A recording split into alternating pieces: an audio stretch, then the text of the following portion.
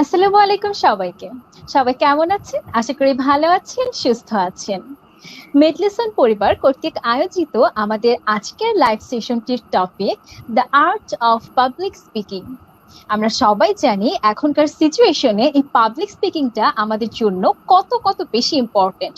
শুধু স্টুডেন্ট লেভেলে নয়, আপনি যে কোনো বয়সের মানুষ হন, যে জায়গায় আপনি কাজ করেন, যে প্রতিষ্ঠায় থাকুন, আপনার জন্য পাবলিক স্পিকিং কত কত বেশি ইম্পর্টেন্ট এটা আমরা প্রতি পদে পদেই কিন্তু বুঝতে পারি।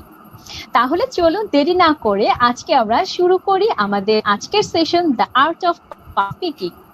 এবং আমরা খুবই সম্মানিত বোধ করছি আমাদের সাথে গেস্ট হিসেবে, আমাদের আজকের অনুষ্ঠানের মধ্যমণি হিসেবে আছেন MD Solaiman Ahmed Zishan, professional presenter and speaker, speaking expert speaker, speak in, professional member bold, joint secretary global law thinkers society. আসসালামু আলাইকুম ভাইয়া। ওয়ালাইকুম আসসালাম। আমি আসলে অত্যন্ত আনন্দিত এবং কৃতজ্ঞতা বোধ করছি এত চমৎকার একটা আয়োজন আমাকে সম্পৃক্ত করার জন্য। ধন্যবাদ আপনাকে। জি ভাইয়া, আপনাকেও ধন্যবাদ। আপনি আপনার মূল্যবান সময় ব্যয় করে আমাদের এই সেশনে উপস্থিত হয়েছেন। আশা করছি আমাদের সেশনটা আজকে আমাদের যারা অডিয়েন্স আছেন তারা অনেক অনেক কিছু শিখতে পারবেন, এবং স্পেশালি আমি আপনার সেশন এভাবে হোস্ট হতে পেরে খুবই কৃতজ্ঞ বোধ করছি। অসংখ্য তো ধন্যবাদ। অডিয়েন্স আপনারা যারা জি ভাইয়া, তো অডিয়েন্স আপনারা যারা আছেন আপনাদের বন্ধুদের মেনশন করুন এবং শেয়ার করে আমাদের সেশনটি আপনাদের সব ফ্রেন্ডদের কাছে পৌঁছিয়ে দিন। এবং আপনাদের যত প্রশ্ন আছে, অনেকের মনে হয়তো অনেক প্রশ্ন থাকতে পারে, কমেন্ট বক্সে আপনারা লিখে ফেলতে পারেন। আমরা ভাইয়ের কাছ থেকে সবগুলো আনসার নিয়ে নেওয়ার চেষ্টা করব। তো আমি আসলে আমার একটু পরিচয় দিয়ে নেই। আমি হোস্ট হিসেবে আছি আপনাদের সাথে। আমার নাম ইসরাত তারা, আমি ঢাকা মেডিকেল কলেজে পড়ছি, 3rd ইয়ারে। তো আমরা আমাদের অনুষ্ঠানের মূল পর্বে চলে যাচ্ছি। তো ভাইয়া, আমি তাহলে আপনি যদি অনুমতি দেন, আপনার কাছে আমি কিছু প্রশ্ন করতে চাই। অবশ্যই অবশ্যই। জি ভাইয়া। ভাইয়া, প্রথম প্রশ্নটা হচ্ছে যে পাবলিক স্পিকিং নামটা শুনে মানুষের মধ্যে অনেক ভয় কাজ করে, যে পাবলিক স্পিকিংটা কত কঠিন একটা ব্যাপার মনে হয়। কিন্তু ভাই, আসলে কি এটা কি ভাই এতটা কঠিন? ভাই, আপনি কি মনে করেন? আসলে মূল ব্যাপার হচ্ছে পাবলিক স্পিকিং, যেহেতু এটা আমার একটা প্যাশন, তো যখন এই বিষয়ে আসলে বলতে শুরু করি তাহলে তখন আসলে থামার ইচ্ছে হয় না। তো মূলত হচ্ছে আসলে পাবলিক স্পিকিং বলতে সাধারণত আমরা যেটা বুঝি সেটা হচ্ছে জনসম্মুখে কথা বলা, জনগণের জন্য কথা বলা, অসংখ্য মানুষের সামনে কথা বলা। কিন্তু আসলে মূল বিষয়টা কিন্তু সেটা নয়। পাবলিক স্পিকার সে যে যে কোনো জায়গায় যে কোনো সময় যে কোনো টপিকে সে কথা বলতে পারে, তার কথা বলার সে যোগ্যতাটা সে অর্জন করে। আমাদের দেশে সাধারণত পাবলিক স্পিকার বলতে আমরা অনেক সময় চিন্তা করি যে মোটিভেশনাল স্পিকার, অনুপ্রেরণাদায়ক বক্তা, বা হয়তোবা সে শুধুমাত্র অনেকে এটাকে একটু নেগলেক্ট ভাবে বলে যে মুখ বেচে, বা হয়তোবা মানে কিছু জিনিস তারা বুঝে যে যে বেশি কথা বলতে পারে সেই পাবলিক স্পিকার। বাট আসলে বিষয়টা তা না। একজন পাবলিক স্পিকার হচ্ছে একজন জ্ঞানী ব্যক্তিত্ব, যিনি প্রত্যেকটা বিষয় সম্পর্কেই জ্ঞান রাখার চেষ্টা করেন বা সমসাময়িক বিষয় সম্পর্কে জানেন, এবং সেই অনুযায়ী মানুষকে বক্তব্য প্রদানের মাধ্যমে উজ্জীবিত করেন এবং মানুষকে জ্ঞান শিক্ষা দেন। যেমন ছোটবেলা থেকে আমরা যদি দেখি যে আমাদের বাসায় যদি কারো বক্তব্য আমরা সবচেয়ে বেশি শুনে থাকি সেটা হচ্ছে আমাদের মায়ের বক্তব্য। আমাদের মা কিন্তু ছোটবেলা থেকে আমাদেরকে বিভিন্ন শিক্ষা দিয়ে বড় করেছেন। তো সেক্ষেত্রে উনিও কিন্তু খুব ভালো একজন বক্তা, কারণ আমরা বক্তব্য আমরা শুনি এবং সেটা জীবনে প্রয়োগ করি। এরপর স্কুল কলেজ ভার্সিটিতে আমরা দেখেছি আমাদের টিচাররাও কিন্তু ঠিক সেই রকমই তারা আমাদেরকে জ্ঞান দান করেছেন, আমাদের ক্লাসরুমে দীর্ঘ সময় পর্যন্ত লেকচার দিয়েছেন। তাহলে সেই ক্ষেত্রে তারাও কিন্তু একজন ভালো বক্তা। তো আমি যদি মূল বিষয় বলতে চাই সেটা হচ্ছে পাবলিক স্পিকার হচ্ছে সেই যিনি জনসম্মুখে জনগণের জন্য কথা বলেন, প্রত্যেকটা বিষয়ে জ্ঞান সম্পূর্ণ কথা বলেন এবং তার মেধাটাকে সবার মাঝে ছড়িয়ে দেন এবং কল্যাণের উদ্দেশ্যে। কারণ একজন পাবলিক স্পিকার কখনোই নেতিবাচক কোনো কথা বলেন না। ধন্যবাদ। জি ভাইয়া, আপনাকে অসংখ্য ধন্যবাদ। এত সুন্দর করে পাবলিক স্পিকিং ব্যাপারটা কি সেটা আমাদের সামনে ভাই আপনি সুন্দর করে বুঝিয়ে বললেন। ধন্যবাদ ভাইয়া। তো ভাইয়া, আপনার কাছে আমার দ্বিতীয় প্রশ্ন হচ্ছে যে পাবলিক স্পিকিং এর প্রতি যে আমাদের যে ভয়টা কাজ করে, এটা ভাইয়া কেন হয়? মানে কি কি ফ্যাক্টর এখানে ভাইয়া আপনি বলে মনে করেন যে মানুষ কেন ভয় পায় এই জিনিসটাকে? এটা যদি একটু তুলে ধরেন আমাদের সামনে। আচ্ছা, প্রথম কথা হচ্ছে আমি আসলে আমার একটা তথ্য দিয়ে শুরু করতে চাই বিষয়টাতে। কারণ হচ্ছে আমি একদম যখন 5 বছর বয়স থেকে আমি স্টেজ পারফর্ম করি, তখন হয়তো বুঝতামও না, বাট স্টেজের অভিজ্ঞতা ছিল তখন থেকে বিভিন্ন কালচারাল ইভেন্টে। তো সবসময় একটা ঝোঁক ছিল যে স্টেজে কথা বলার, স্টেজে পারফর্ম করার। যেহেতু আমি গিটার বাজিয়ে গানও প্লে করি, অনেক কিছু। তো এই সময় থেকে যখন দেখেছি যে স্টেজের প্রতি আস্তে আস্তে ভয়টা কমা শুরু করেছে, তখনই কিন্তু আমি ধীরে ধীরে বক্তব্য প্রদানের কাজটা করা শুরু করি এবং ট্রেনিং এর বিষয়গুলোতে বেশি আগ্রহী হই। তো মূলত হচ্ছে পৃথিবীতে এমন কোনো ব্যক্তি নাই যার স্টেজে উঠতে বা পাবলিক স্পিকিং করতে, জনসম্মুখে কথা বলতে ভয় না লাগে। সবারই লাগে। কারণ পৃথিবীতে এটা একটা গবেষণা করে বের করা হয়েছে যে পৃথিবীতে 10টি যদি ভয় থেকে থাকে, এই 10টি ভয়ের মধ্যে মৃত্যু হচ্ছে 6 নম্বরে, আর 2 নম্বরেই হচ্ছে পাবলিক স্পিকিং। তো এটা হচ্ছে পৃথিবীর প্রত্যেকটা মানুষের ভিতরে একটা ভয় কাজ করে। আপনি দেখবেন আপনার পরিবারে, আশেপাশে, সমাজে, এলাকাতে যে অনেক মানুষই তার নিজের যৌক্তিক কথাও বলতে ভয় পায়, তার অধিকারের কথা বলতে ভয় পায়, তার মনের কথা বলতে ভয় পায়, ভালোবাসার কথা বলতে ভয় পায়। সে অনেক কিছু জানে না এটা বলতে সে ভয় পায়। অনেকে বসের সামনে কথা বলতে ভয় পায়, অনেকে ক্লায়েন্টকে কোনো প্রজেক্ট শো করতে ভয় পায়, অনেকে ভাইবা বোর্ডে ফেস করতে ভয় পায়, ইন্টারভিউ দিতে ভয় পায়। আসলে মূল ভয়টাই হচ্ছে সবার সামনে কথা বলার ভয়, যে আমি ঠিক মতো কথা বলতে পারবো তো, আমার কথায় কেউ হাসবে না তো, আমার কথা শুনে কেউ কোনো বাজে মন্তব্য করবে না তো, বা আমার কথা শুনে কেউ টিটকারি দিবে না তো। মানে এই যে একটা ভয়, এটা হচ্ছে রিজেকশনের ভয়, যে আমার কথাটা আসলে হয়তোবা আমি ভালো মতো বলতে পারবো না, বা হয়তো আমি হাসির পাত্র হব। এই যে একটা ভয়, এই ভয়ের কারণে মানুষ আসলে নার্ভাস হয়। কিন্তু নার্ভাস হওয়ার আসলে কিছু নাই, কারণ এটা একটা প্র্যাকটিসের বিষয়। পৃথিবীতে কেউই জন্ম থেকে ভালো একজন বক্তা হয়ে আসে না। সে কিন্তু কথা বলাও শিখে আস্তে আস্তে, এবং কথা বলা শেখার পরপরই কিন্তু সে প্রতিনিয়ত চর্চার মাধ্যমে সে কিন্তু তার বক্তব্য প্রদানের শক্তিটা সে সঞ্চয় করে এবং ধীরে ধীরে কিন্তু ওঠে। কারণ বন্ধু বান্ধবের ভিতরে দেখবেন যে কোনো একটা বন্ধু খুব ভালো কথা বলতে পারে, সেটা কিন্তু একদিনে হয় নাই। সে সবার সামনে তার মত প্রকাশ করার একটা চেষ্টা করে গেছে প্রতিনিয়ত। এই যে মত প্রকাশ করার একটা চেষ্টা, এটাই কিন্তু তাকে ভালো একজন বক্তা হিসেবে তৈরি করেছে। তো এই কারণে বলি, নার্ভাস লাগা, বুক ধরফর করা, হাত পা কাটা, হাত পা কেঁপে কেঁপে যাওয়া, এটাকে অনেকে বলে গ্লোসোফোবিয়া। মানে এটা একটা ফোবিয়া, যে কথা বলার ভয়। আপনি কথা বলার ভয়কে জয় করতে হলে অবশ্যই আপনাকে পাবলিক স্পিকিংটা শিখতে হবে, এবং এই শেখার মাধ্যমে আপনার কথা বলার জড়তা দূর হবে। ধন্যবাদ। জি ভাইয়া, অসংখ্য ধন্যবাদ ভাইয়া, অনেক সুন্দর করে আমাদেরকে হচ্ছে কিছু গ্লসোফোবিয়ার, আমরাও মেডিকেল টার্মে আমরা পড়ে আসছি, কিন্তু ভাইয়া অনেক সুন্দর করে জিনিসগুলো বুঝিয়ে আমাদেরকে বললেন। এবং হচ্ছে আসলে যে ভয় লাগার পেছনেও কিন্তু যে কারণগুলো কাজ করে, যে রিজেকশনের ভয় থেকে শুরু করে ভাইয়া যে কথাগুলো বললেন, যে আশা করছি এই জিনিসগুলো যদি আমরা মাথায় রাখি আমাদের ভয় কিন্তু একটু হলেও দূর হবে। তো ভাইয়া আমরা অলরেডি দেখতে পাচ্ছি আমাদের সাথে অনেকে জয়েন করেছেন। আমি যদি একটু কমেন্টস পড়ি, যে তন্ময় সরকার তমাল, উনি লিখেছেন গ্রেট। দেন নুসাইবা জাহান, উনি লিখেছেন আসসালামু আলাইকুম জানিয়েছেন ভাইয়াকে।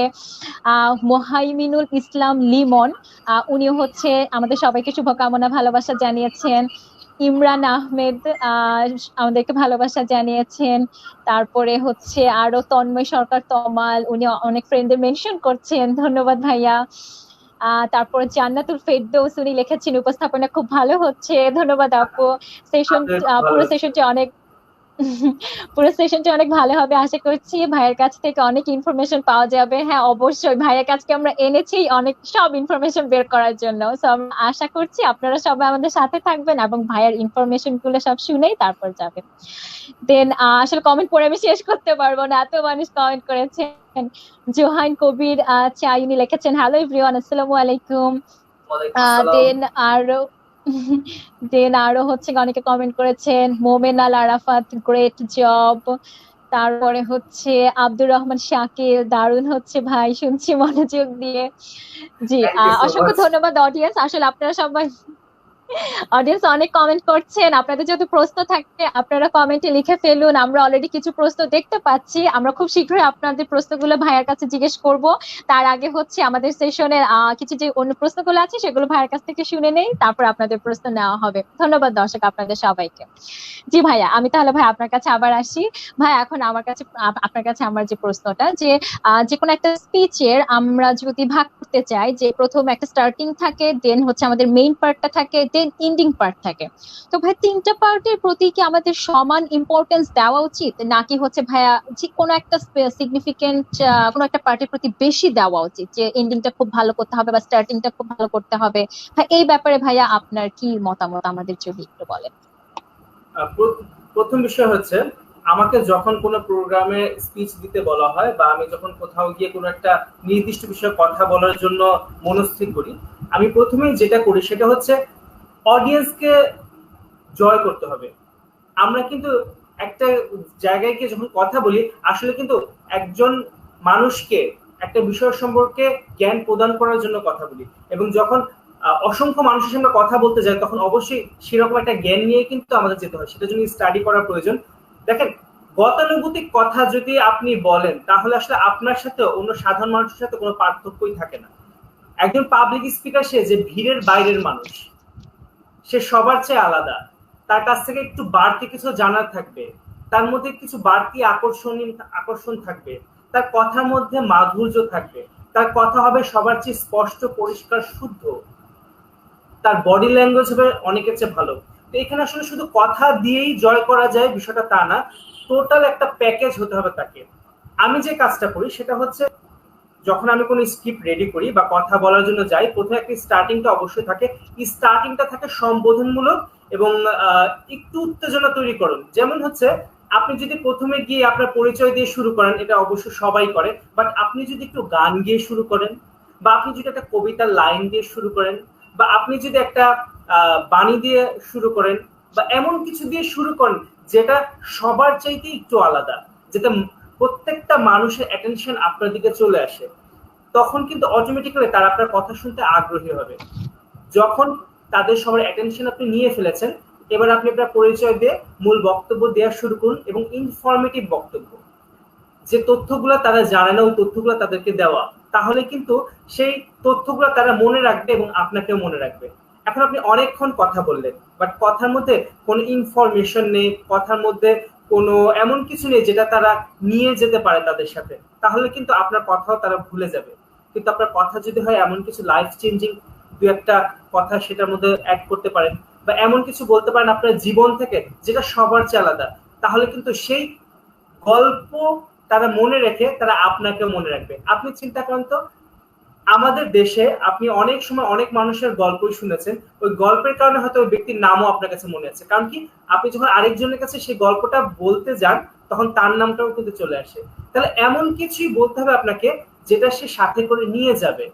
তো শুরু করবেন একটা চমৎকার স্টার্টিংটা করবেন, পাওয়ারফুল ওপেনিং যেটাকে বলে। পাওয়ারফুল ওপেনিং এটা হবে মন থেকে, এটা তৈরি করা বা এটা হচ্ছে বানিয়ে নেওয়া বিষয়টা এরকম না, বিষয়টা আসতে হবে মন থেকে। আপনার যেটা ভালো লাগে, যেটাতে আপনি সবচাইতে কমফোর্টেবল, সেইভাবে আপনি শুরু করবেন।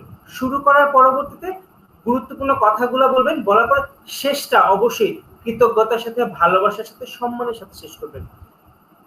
আমরা স্পিচ দেওয়ার সময় আমরা স্পিচ রেডি করি, বাট স্পিচটা অ্যাকচুয়ালি কতটুকু টাইম লাগবে ডেলিভারি দিতে, এটাও কিন্তু রেডি করার প্রয়োজন। কারণ আপনি একটা প্রোগ্রামের জন্য চমৎকার একটা বক্তব্য রেডি করে গেছেন, বাট আপনার সময় 5 মিনিট, কিন্তু আপনার বক্তব্যটা প্রদান করতে সময় লাগবে হচ্ছে 10 থেকে 15 মিনিট। তাহলে আপনার ওপেনিং এর যে টাইমটা, ওটাই কিন্তু ওই 5 মিনিটের মধ্যে হয়তো দেখা যাবে বেশিরভাগ সময় সেটা নিয়ে নিবে, তাহলে কিন্তু হবে না। আপনি জানবেন একটা প্রোগ্রামে গেলে কতটুকু সময় আপনার বক্তব্যের জন্য নির্ধারণ করা হয়েছে, সেই অনুযায়ী আপনি স্পিচটা রেডি করবেন। আমি একটা ট্রেনিং করাই, পেইড ট্রেনিং, পাবলিক স্পিকিং এবং প্রেজেন্টেশনের উপরে। সেখানে আমি 1 মিনিটে বক্তব্য দেওয়া শিখাই। 1 মিনিটে 60 সেকেন্ড, আসলে 60 সেকেন্ড কিন্তু কম সময় না, প্রত্যেকটা সেকেন্ড কিন্তু অনেক গুরুত্বপূর্ণ। এই 60 সেকেন্ডে একটা মানুষ চাইলে তার ছোট্ট একটা ইনফরমেশন সুন্দরভাবে সবার সামনে উপস্থাপন করতে পারে। তো এটাই হচ্ছে ইম্পর্টেন্ট, যে আপনি যখন বক্তব্য প্রকাশ করবেন বা বক্তব্য প্রদান করবেন, আপনি অবশ্যই খেয়াল রাখবেন ওপেনিংটা হতে হবে খুবই পাওয়ারফুল ওপেনিং। এটা হতে পারে ইউনিক কিছু দিয়ে, যাতে করে সবার অ্যাটেনশন আপনার কাছে আসে।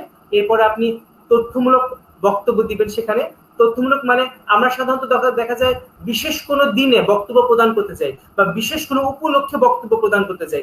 এমনি এমনি কিন্তু কেউ কোথাও বক্তব্য দিতে যায় না, রাইট? বিশেষ কোনো দিন, বিশেষ কোনো উপলক্ষ, বিশেষ কোনো কাজের জন্য আমরা বক্তব্য দিতে চাই। ওই কাজের উপরে, ওই দিনের উপরে, ওই উপলক্ষ অনুযায়ী কিছু বক্তব্য দিবেন, যেটা অন্যদের চেয়ে একটু আলাদা, ওটার জন্য স্টাডি করে নেবেন এবং এন্ডিংটা দিবেন অবশ্যই যে অর্গানাইজার আছে, যে বিশেষ অতিথি আছে, সম্মানিত অতিথি, সবাইকে আরেকটু হাইলাইট করে, যাতে সবাই আপনাকে মন থেকে ভালোবাসে, সবার প্রতি শ্রদ্ধা রেখে আপনি আপনার বক্তব্যটা শেষ করবেন। ধন্যবাদ। জি ভাইয়া, আপনার প্রত্যেকটা কথা আসলে মন্ত্রমুগ্ধের মতো শুনছি। মানে এত সুন্দর করে ভাইয়া কথা বলছেন এবং হচ্ছে আমাদেরকে পরিষ্কারভাবে সবকিছু বুঝিয়ে দিচ্ছেন যে আসলে কিভাবে একটা স্পিচ হচ্ছে কিভাবে ভাইয়ার মতো সুন্দর করে ফ্রুটফুল করা যায়। তো ভাইয়া আমরা সত্যি হচ্ছে খুবই আপনার কাছে কৃতজ্ঞ। ভাই আমি কিছু কমেন্ট অবশ্যই। করতে চাচ্ছি। যে একজন কমেন্ট করেছেন ইমরান আহমেদ। ইমরান আহমেদ লিখেছেন, spending some moment on stage before the program starts helps to build self confidence on stage. জি ভাই, এই প্রশ্নটার উত্তর যদি ভাই একটু দিতেন। প্রথমে বিষয়টা হচ্ছে, আমি যেটা করি, স্টেজ অনেকের কাছে ভয়ের একটা ব্যাপার। হ্যাঁ, এখন স্টেজে বক্তব্য প্রদানের আগে আপনি যদি পরিপূর্ণভাবে নিজেকে রেডি করতে না পারেন, তাহলে স্টেজে ওঠার পরবর্তীতে একটা প্রচন্ড রকম নার্ভাসনেস মানুষকে পেয়ে বসে। তো এই নার্ভাস থেকে বের হওয়ার উপায় হচ্ছে প্রচুর পরিমাণে প্র্যাকটিস করা, এবং স্টেজে সেই ভালো পারফর্ম করতে পারে যার স্টেজ সম্পর্কে নলেজ আছে। বিভিন্ন জায়গায় বিভিন্ন রকম স্টেজ থাকে, অনেকটা উঁচু, অনেকটা নিচু, আবার স্টেজ থেকে দর্শককে দেখার যে একটা ভিউ থাকে, অডিয়েন্স ভিউটা অনেক জায়গায় অনেক রকম থাকে। এখন এটা ডিপেন্ড করছে আপনি স্টেজটা কেমন, আর স্টেজের উপরে আপনার সে কনফিডেন্সটা নির্ভরও করে অনেক সময়। কারণ দেখা যাচ্ছে অনেকে হয়তো 50-100 জনের সামনে কথা বলে অভ্যস্ত, বাট হঠাৎ তাকে 1000 বা 1200-2000 মানুষের সামনে কথা বলতে বলা হলো, তখন কিন্তু স্বাভাবিকভাবে তার কাছে একটু নার্ভাস লাগবে। পাবলিক স্পিকিং করতে নার্ভাস লাগে না এরকম আসলে পৃথিবীতে কোনো মানুষ নেই, সবারই নার্ভাস লাগে। স্টেজের ব্যাপারটাও সেটা। আমি যে কাজটা করি, যে কোনো প্রোগ্রামে আমি সবসময় 1 ঘন্টা আগে পৌঁছে যাই প্রোগ্রাম শুরুর। এটা আমার একটা অভ্যাস।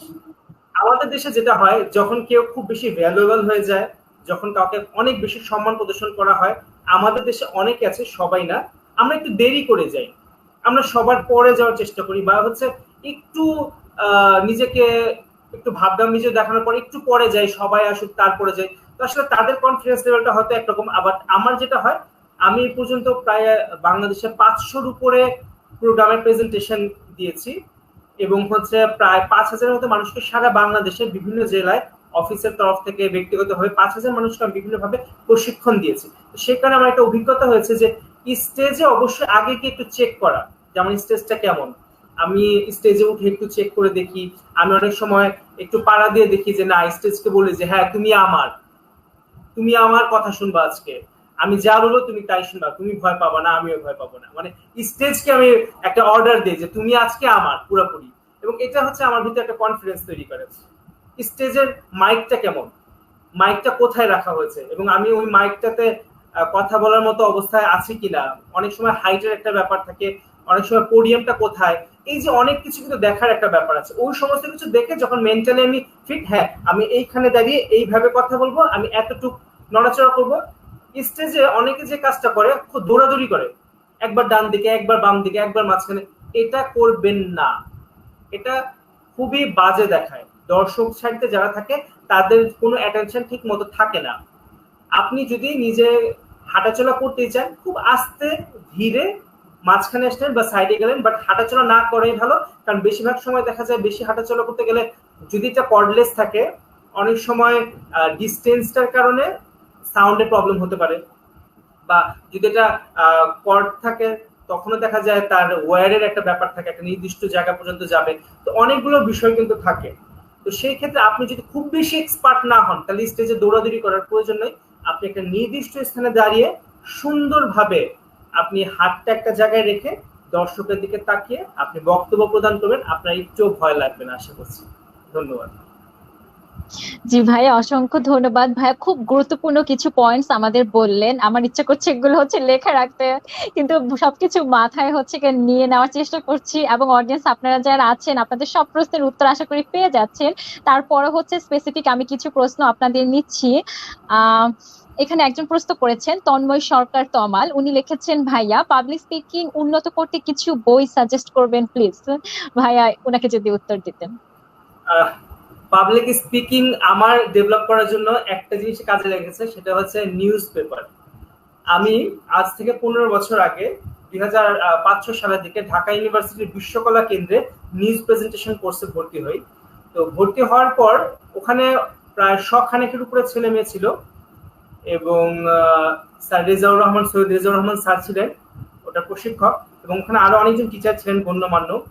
তো ওই ট্রেনিং এ আমি সবসময় পিছনের সিটে বসতাম, যেটা ব্যাক বেঞ্চার, কারণ আমার ধারণা ছিল যেহেতু ঢাকা ইউনিভার্সিটির এত গুণী ছেলে মেয়েরা আছে, ওখানে অনেক মেধাবী ছেলে মেয়েরা ওখান থেকে আছে, তো আসলে আমি একটু ব্যাক বেঞ্চার হিসেবে থাকতাম। বাংলাদেশের অনেক আর্টিস্টও সেখানে ছিল আমাদের বয়সী, যারা তৎকালীন সময়ে মিডিয়া কাঁপানো আর কি। তো দেখা যেত যে তারা খুব ভালোভাবে ক্লাসগুলো করতো এবং তাদেরকে দেখে অনেকেই মোটিভেটেড হতো। কিন্তু ওই ট্রেনিংটার পরবর্তীতে যখন আমাদের ভাইবা হয় এবং হচ্ছে আমাদের থিওরিটিক্যাল সব ধরনের পরীক্ষা শেষ হওয়ার পরবর্তীতে রেজাল্টে দেখা গেছে প্রথম হয়েছে সোলাইমান আহমেদ জিশান। এর কারণ কি? এর কারণ একটাই ছিল, আমি দৈনিক 2 ঘন্টা করে পত্রিকা পড়তাম উচ্চারণ করে, দৈনিক 2 ঘন্টা। এটা আমার একটা অভ্যেস ছিল যে আমি 2 ঘন্টা পত্রিকা পড়বো জোরে জোরে উচ্চারণ করে। এতে করে হয়েছে কি, আপনি আপনার শ্রেষ্ঠ বিচারক, আমি আমার শ্রেষ্ঠ বিচারক, কারণ আমাদের যে কানটা আছে না, এই কানটাই বিচারকের কাজ করে। আপনি যখন একটা কিছু পড়বেন, কারণ কথা যে বলবেন, এই যে ভাষা, এই ভাষাটা তো আপনি যখন লিখিত আকারে থাকে তখন ওটাকে যখন পড়বেন তখন কিন্তু আপনি উচ্চারণটা শুনবেন, যত বেশি পড়বেন উচ্চারণ শুনবেন, উচ্চারণে ভুল থাকলে সেটাকে শোধরানোর চেষ্টা করবেন। আমরা বাংলা দ্বিতীয় পত্র বই, যেটা এইচএসসি সময় সেখানে উচ্চারণ একটা পার্ট ছিল, আমি কিন্তু ওটা এখনো পড়ি। এই যে উচ্চারণ, যে আসলে আমরা লিখি একভাবে কিন্তু উচ্চারণ করি আরেকভাবে, এই যে সঠিক উচ্চারণটা আমাদের কিন্তু শিখতে হবে। এই সঠিক উচ্চারণ যখন আপনি শিখে ফেলবেন এবং আপনি প্রতিদিন যখন নিউজ পেপার পড়বেন, দেখবেন যে আপনার মতো ভালো করে কথা বলার লোক আশেপাশে কমে যাচ্ছে, আপনি খুব ভালো কথা বলতে পারবেন। বই পড়ে সাইকেল চালানো যায় না, বই পড়ে সাঁতার কাটাও যায় না, কিন্তু যে বাংলাদেশের প্রত্যন্ত অঞ্চলে একটা পুকুরেও সাঁতার কাটতে পারে, সে পৃথিবীর যে কোনো জায়গায় কিন্তু সে সাঁতার কাটতে পারবে। কারণ হচ্ছে এটা আপনার শেখার বিষয়, আপনি প্রতিনিয়ত শিখবেন। এখন তো গুগলের যে কোনো কিছু সার্চ করলে চলে আসে, পাবলিক স্পিকিং এর উপরে হাজার হাজার লাখ লাখ আপনি টিপস পাবেন, বই পাবেন, পিডিএফ ডাউনলোড করবেন। আসলে শেখার ইচ্ছা থাকলে ইউটিউব থেকেও আপনি অনেক ভিডিও দেখে শিখতে পারেন, এবং শেখার ইচ্ছা থাকলে আমরা যে কোর্সগুলো করাই বিভিন্ন জায়গায়, সেই কোর্সেও আপনি জয়েন করতে পারেন, হাতে কলমে শেখানোর একটা সুযোগ থাকে সেখানে। তো মূলত হচ্ছে আপনি আপনার পাড়ার যে এলাকার যে ক্লাবগুলো থাকে, ক্লাবেও আপনি জয়েন করে সেখানেও শিখতে পারেন। আপনি ঢাকা ইউনিভার্সিটিতে যে আবৃত্তির কোর্সগুলো করায় সেখানেও আপনি ভর্তি হতে পারেন, কারণ একজন মেন্টর থাকলে, একজন টিচার থাকলে এটা অনেক সহজ হয়। আমরা নিজেরা অনেক সময় বুঝি না যে আমরা কতটুকু ডেভেলপ করতে পেরেছি কি না পেরেছি, বাট একজন টিচারের কাছে গেলে কিন্তু সে অনেক ভুল ধরিয়ে দেয়। বই অনেক আছে, কিন্তু আমি যেটা আপনাকে সাজেস্ট করবো, দৈনিক 2 ঘন্টা আপনি নিউজ পেপার পড়েন। নিউজ পেপার যদি সম্ভব না হয়, বাসায় যেই বই আছে সেই বই আপনি উচ্চারণ করে পড়েন এবং উচ্চারণটা প্রতিনিয়ত ঠিক করার চেষ্টা করেন, দেখবেন আপনি খুব ভালো একজন বক্তা হতে পারবেন। ধন্যবাদ। জি ভাই, অসংখ্য ধন্যবাদ। এই প্রশ্নটা আসলে ভাইয়ের কাছে আমারও ছিল যে ভাই উচ্চারণ সুন্দর করার জন্য আসলে যেভাবে টিপস গুলো দিলেন যে নিজেকে জাজ করতে হবে, নিজের কানকেই বানাতে হবে বড় জাজ।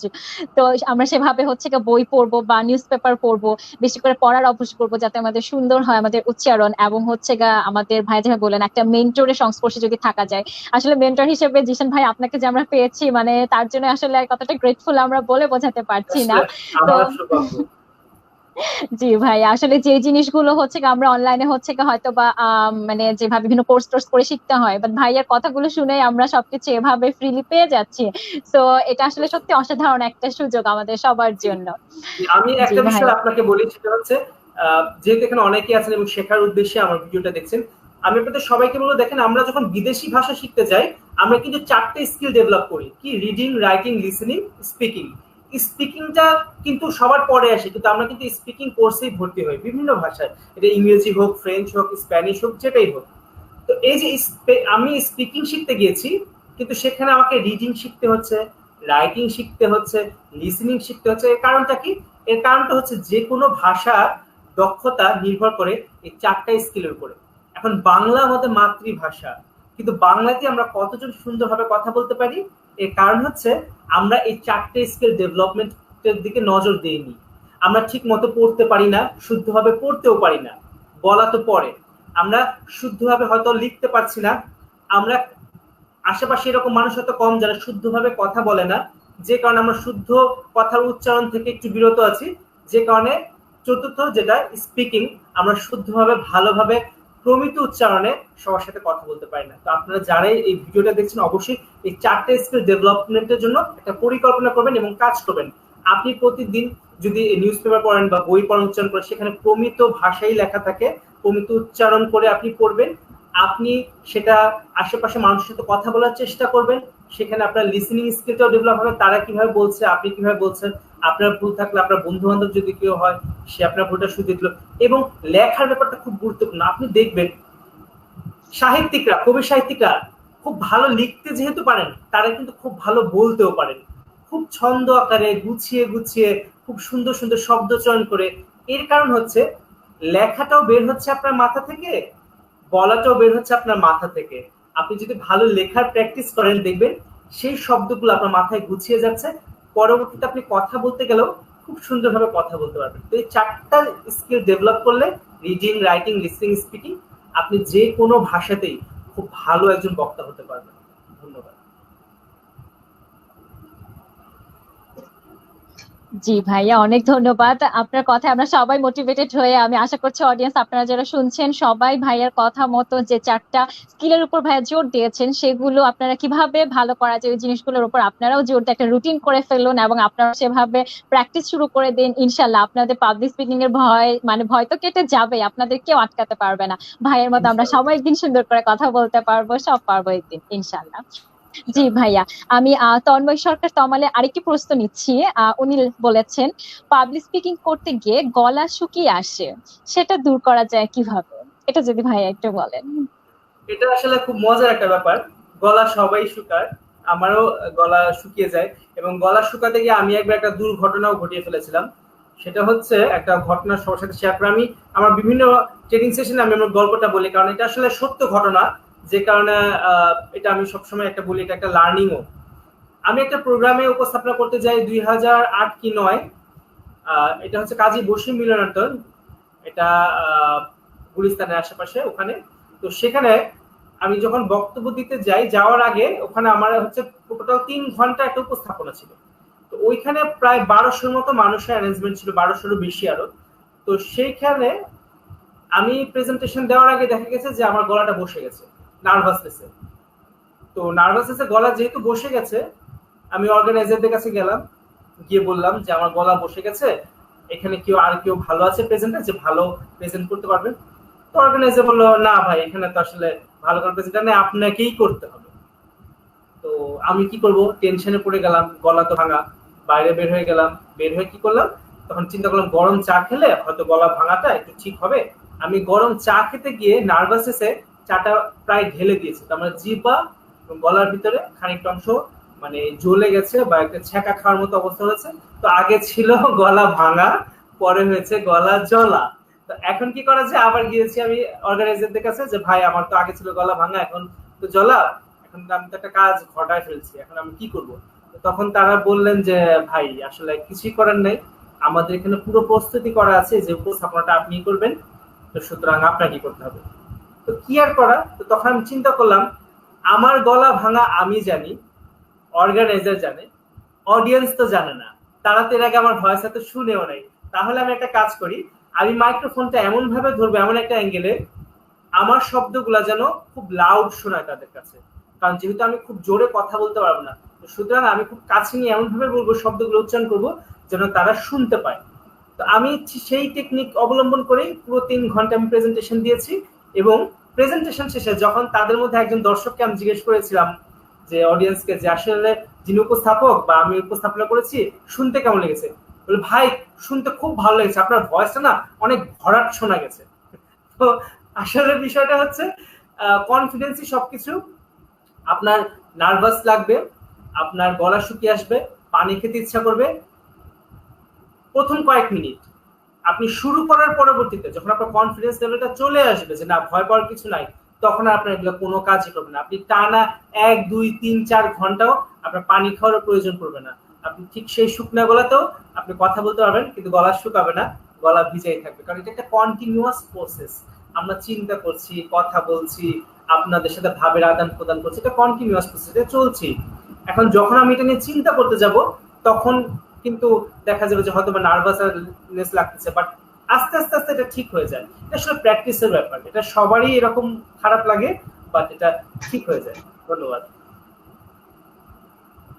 জি ভাইয়া, ধন্যবাদ। আসলে ভাইয়া যে গুরুত্বপূর্ণ একটা পয়েন্ট বলেন যে কনফিডেন্সই হচ্ছে সবচেয়ে বড় কথা। আমাদের যদি কনফিডেন্স থাকে যে এগুলা সামান্য ছোটখাটো প্রবলেম, আমাদের কোনো কিছুই আমাদের সুন্দর করে কথা বলা, পাবলিক স্পিকিং আমাদের কোনো কিছু আটকাতে পারবে না আশা করছি। জি দর্শক, আশা করছি আপনি আপনার উত্তর পেয়ে গিয়েছেন। আমি ভাই আরেকটি প্রশ্ন নিতে চাচ্ছি। ফাবিহা বুশরা উনি লিখেছেন, আমি কিভাবে রেগুলার প্র্যাকটিস করব? জি ভাইয়া, এটা যদি উনাকে একটু সাজেশন দিতেন। আচ্ছা, রেগুলার প্র্যাকটিসের ক্ষেত্রে হচ্ছে যেমন বাসাতে অবশ্যই, কারণ হচ্ছে বাসাতে আপনি চাইলে একটা একা ঘরে প্র্যাকটিস করতে পারেন।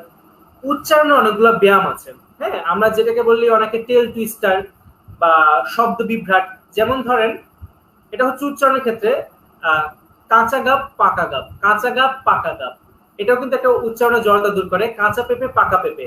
আবার হচ্ছে শ্যামবাজারের শশীবাবু সকালবেলা সাইকেলে চড়ে শশা খেতে খেতে শ্বশুর বাড়ি গেলেন। এটা দন্তস্ব এবং তালব্যস্ব নিয়ে করা। শ্যামবাজারের শশীবাবু সকালবেলা সাইকেলে চড়ে শশা খেতে খেতে শ্বশুর বাড়ি গেলেন। এই যে অনেক ধরনের শব্দ বিভ্রাট আছে, টেল টুইস্টার আছে, এগুলো প্র্যাকটিস করা যেতে পারে। যেমন জলে চুন তাজা তেলে চুল তাজা, জলে চুন তাজা তেলে চুল তাজা। এখন অনেকে এটা যত বেশি বলবে তত বেশি তার জিহ্বার জড়তা কাটবে। কারণ আমরা কথা বলি জিহ্বা দিয়ে, আমাদের ভিতরে যে চোয়াল আছে, তালু আছে, এগুলো সব, আমাদের নাক আছে, সবগুলোর মধ্যে থেকে বাধাগ্রস্ত হয়ে কিন্তু আমাদের শব্দটা বের হয়। তো সুতরাং যত বেশি আপনার মুখে জড়তা কাটবে, আপনার কথা কিন্তু শুনতে অনেক বেশি ভালো লাগবে। যেমন ইংরেজিতে করতে পারেন যে she is sing ships sitting on the seashore. She is seeing ships sitting on the seashore. A wicket cricket is net at a critical cricket match. তো এই যে অনেকগুলো টেল টুইস্টার আছে, এগুলো আপনি ভিডিওটাও আপনি পরবর্তীতে হয়তো পজ করে লিখে রাখতে পারেন, বা আমার সাথে যোগাযোগ করতে পারেন, বা মিড লেসনের মাধ্যমে আমার সাথে যোগাযোগ করতে পারেন। এই ধরনের অনেক যদি সহযোগিতার প্রয়োজন হয় আমি করব। এগুলো যত বেশি প্র্যাকটিস করবেন তত বেশি আপনি ভালো বলতে পারবেন। আর যারা কবিতা আবৃত্তি করতে পছন্দ করেন তাদের তো কথাই নেই। কবিতা কত ভাব দিয়ে আমরা বলি। একজন ভালো আবৃত্তিকার কিন্তু একজন ভালো বক্তা, সে খুব সুন্দর করে কথা বলতে পারে। অনেকে তার কথা শুনে প্রেমেও পড়ে যায়, কারণ সে এত সুন্দরভাবে গুছিয়ে গুছিয়ে ভাব দিয়ে কথা বলে। কখনো একদম আকাশ ছোঁয়া তার আওয়াজ, কখনো একদম মাটির মতো নরম। এই যে ভাবের আদান প্রদান, এটা কবিতা আবৃত্তি যারা শিখে, আমরা যেমন নিউজ প্রেজেন্টেশন কোর্সও করেছি, আমরা কিন্তু এই আবৃত্তি প্র্যাকটিস করেছি এবং এটা আমাদের অনেক কাজে লেগেছে। কথা বলার সময় যখন মানুষকে উজ্জীবিত করতে হয়, তাদেরকে একটা আলফা লেভেলে নিয়ে যেতে হয়, যে যখন সে চিন্তা করবে তার অতীতের কথা, বা তার কষ্টের কথা, তার ভালো লাগার কথা, ভালোবাসার কথা, তার জীবনের উত্থান পতনের কথা, প্রত্যেকটা কথা তার হৃদয়ের গভীরে পৌঁছে দেওয়ার জন্য আমাদের কিন্তু সেইভাবে কিন্তু ভাব প্রকাশ করতে হয়। একজন বেস্ট পারফর্মার সে, যে একজন বেস্ট পারফর্মার যা করবে অডিয়েন্স তা ফিল করবে। অডিয়েন্স যদি পারফর্মারের পারফরমেন্স ফিল করতে না পারে, সে কখনোই ভালো একজন পারফর্মার হবে না। আমরা পাবলিক স্পিকিং করি, আমরা পাবলিক স্পিকার, আমরা পারফর্ম করি মানুষের সামনে, হাজার হাজার মানুষের সামনে, শত শত মানুষের সামনে। এখন অনলাইনে তো এটা অনেক সহজ হয়ে গেছে। আজকে যারা দেখছেন এবং এই ভিডিওটা এর পরবর্তীতে যত মানুষ দেখবে, এই যে এত মানুষের সামনে নিজেকে প্রচার করা ঘরে বসে, এটা কিন্তু আগে ছিল না, বাট এখন হয়েছে।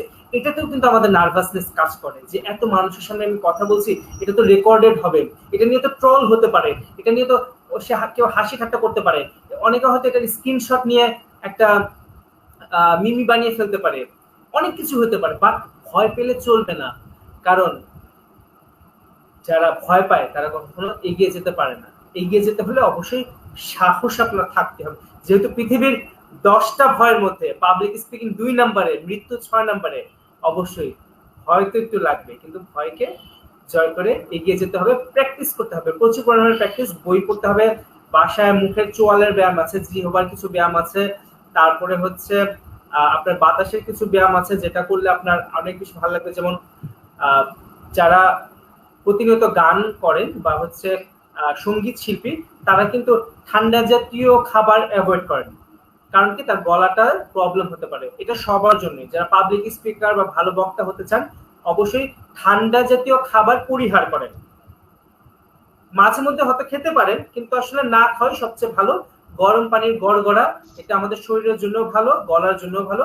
অনেকে সকালে উঠে রেওয়াজ করেন, অনেকে সকালে উঠে পবিত্র কোরআন তেলাওয়াত করেন। যারা কোরআন তেলাওয়াত করে সুর দিয়ে, তাদের গলার স্বরটা অনেক ভালো হয় এবং তাদের প্রত্যেকটা কথা শুনতেও কিন্তু খুব ভালো লাগে। তো সেই কারণে হচ্ছে সকালে উঠে যাদের রেওয়াজের অভ্যেস আছে, সে যদি তার ধর্ম মতে কোনো কিছু রেওয়াজ করা থাকে বা সঙ্গীত রেওয়াজ করা থাকে বা কোরআন তেলাওয়াত করা থাকে বা যে কোনো প্র্যাকটিস করা থাকে, এটা সে চর্চা সকালে করতে পারবেন। যেটা সবসময় বলতেছে, আবারও বলে, বই অবশ্যই করবেন। এবং হচ্ছে প্রত্যেকটা শব্দ সঠিকভাবে উচ্চারণ করার চেষ্টা করবেন, প্রত্যেকটা অক্ষরে। যেমন স্বরে অ, আসলে কিন্তু স্বরে অ না, আমরা বলি অ, আ, ই, ই, উ, উ। অ, আপনি যদি হাতের তালুটার মধ্যে বলেন অ, আপনি শোনার চেষ্টা করবেন যে অটা সুন্দরভাবে আপনি শুনতে পাচ্ছেন কিনা। আ, আপনি পরিষ্কারভাবে আ বলতে পারছেন কিনা। ই, আপনি পরিষ্কারভাবে ই বলতে পারছেন কিনা। উ, আপনি পরিষ্কারভাবে উ বলতে পারছেন কিনা।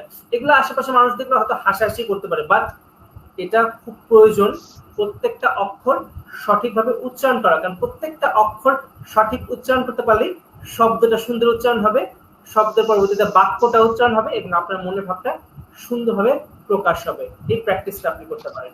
ধন্যবাদ। জি ভাইয়া, ধন্যবাদ। আশা করছি যে দর্শক প্রশ্ন করেছেন, আপনি ভাইয়ার টিপস গুলো ফলো করে এভাবে যদি প্র্যাকটিস করেন, অবশ্যই আপনি ফলপ্রসূ হবেন। জি ভাইয়া, এখন আপনার কাছে ভাইয়া আমরা হচ্ছে অডিয়েন্সদের প্রশ্ন একটু পরে নিব। তার আগে ভাই আরেকটি প্রশ্ন আপনার কাছে করছি। সেটা হচ্ছে যে ভাইয়া, আমরা জানি পাবলিক স্পিকিং এর ক্ষেত্রে বডি ল্যাঙ্গুয়েজ খুব গুরুত্বপূর্ণ একটা ব্যাপার। তো ভাই, এই বডি ল্যাঙ্গুয়েজটা কিরকম হওয়া উচিত ভাই, এটা সম্পর্কে যদি আমাদের একটু সাজেশন দেন। আচ্ছা, এখন বডি ল্যাঙ্গুয়েজ হচ্ছে প্রত্যেকটা মানুষের একটা ক্যারেক্টারিস্টিক। হ্যাঁ, কারণ সে একদিনে তো হাঁটা শিখে নাই, দীর্ঘদিনে তার হাঁটার অভ্যাস।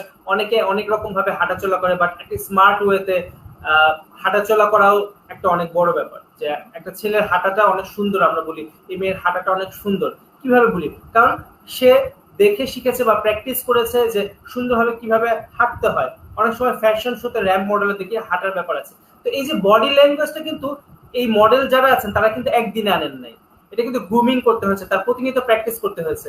তো আপনাদের সবারও কিন্তু বডি ল্যাঙ্গুয়েজ বা প্র্যাকটিস করতে হবে। এটা যেমন স্টেজে উঠেছেন, আপনি 1000 মানুষের দিকে তাকিয়ে আছেন, কিন্তু 1000 মানুষ একজন মানুষের দিকে তাকিয়ে আছে, সেটা হচ্ছে আপনি। আপনি যদি বাঁকা ভাবে দাঁড়িয়ে থাকেন, তাহলে কিন্তু তারা প্রথমে আপনাকে দেখে একটা নেগেটিভ থট তাদের মাথায় আসবে।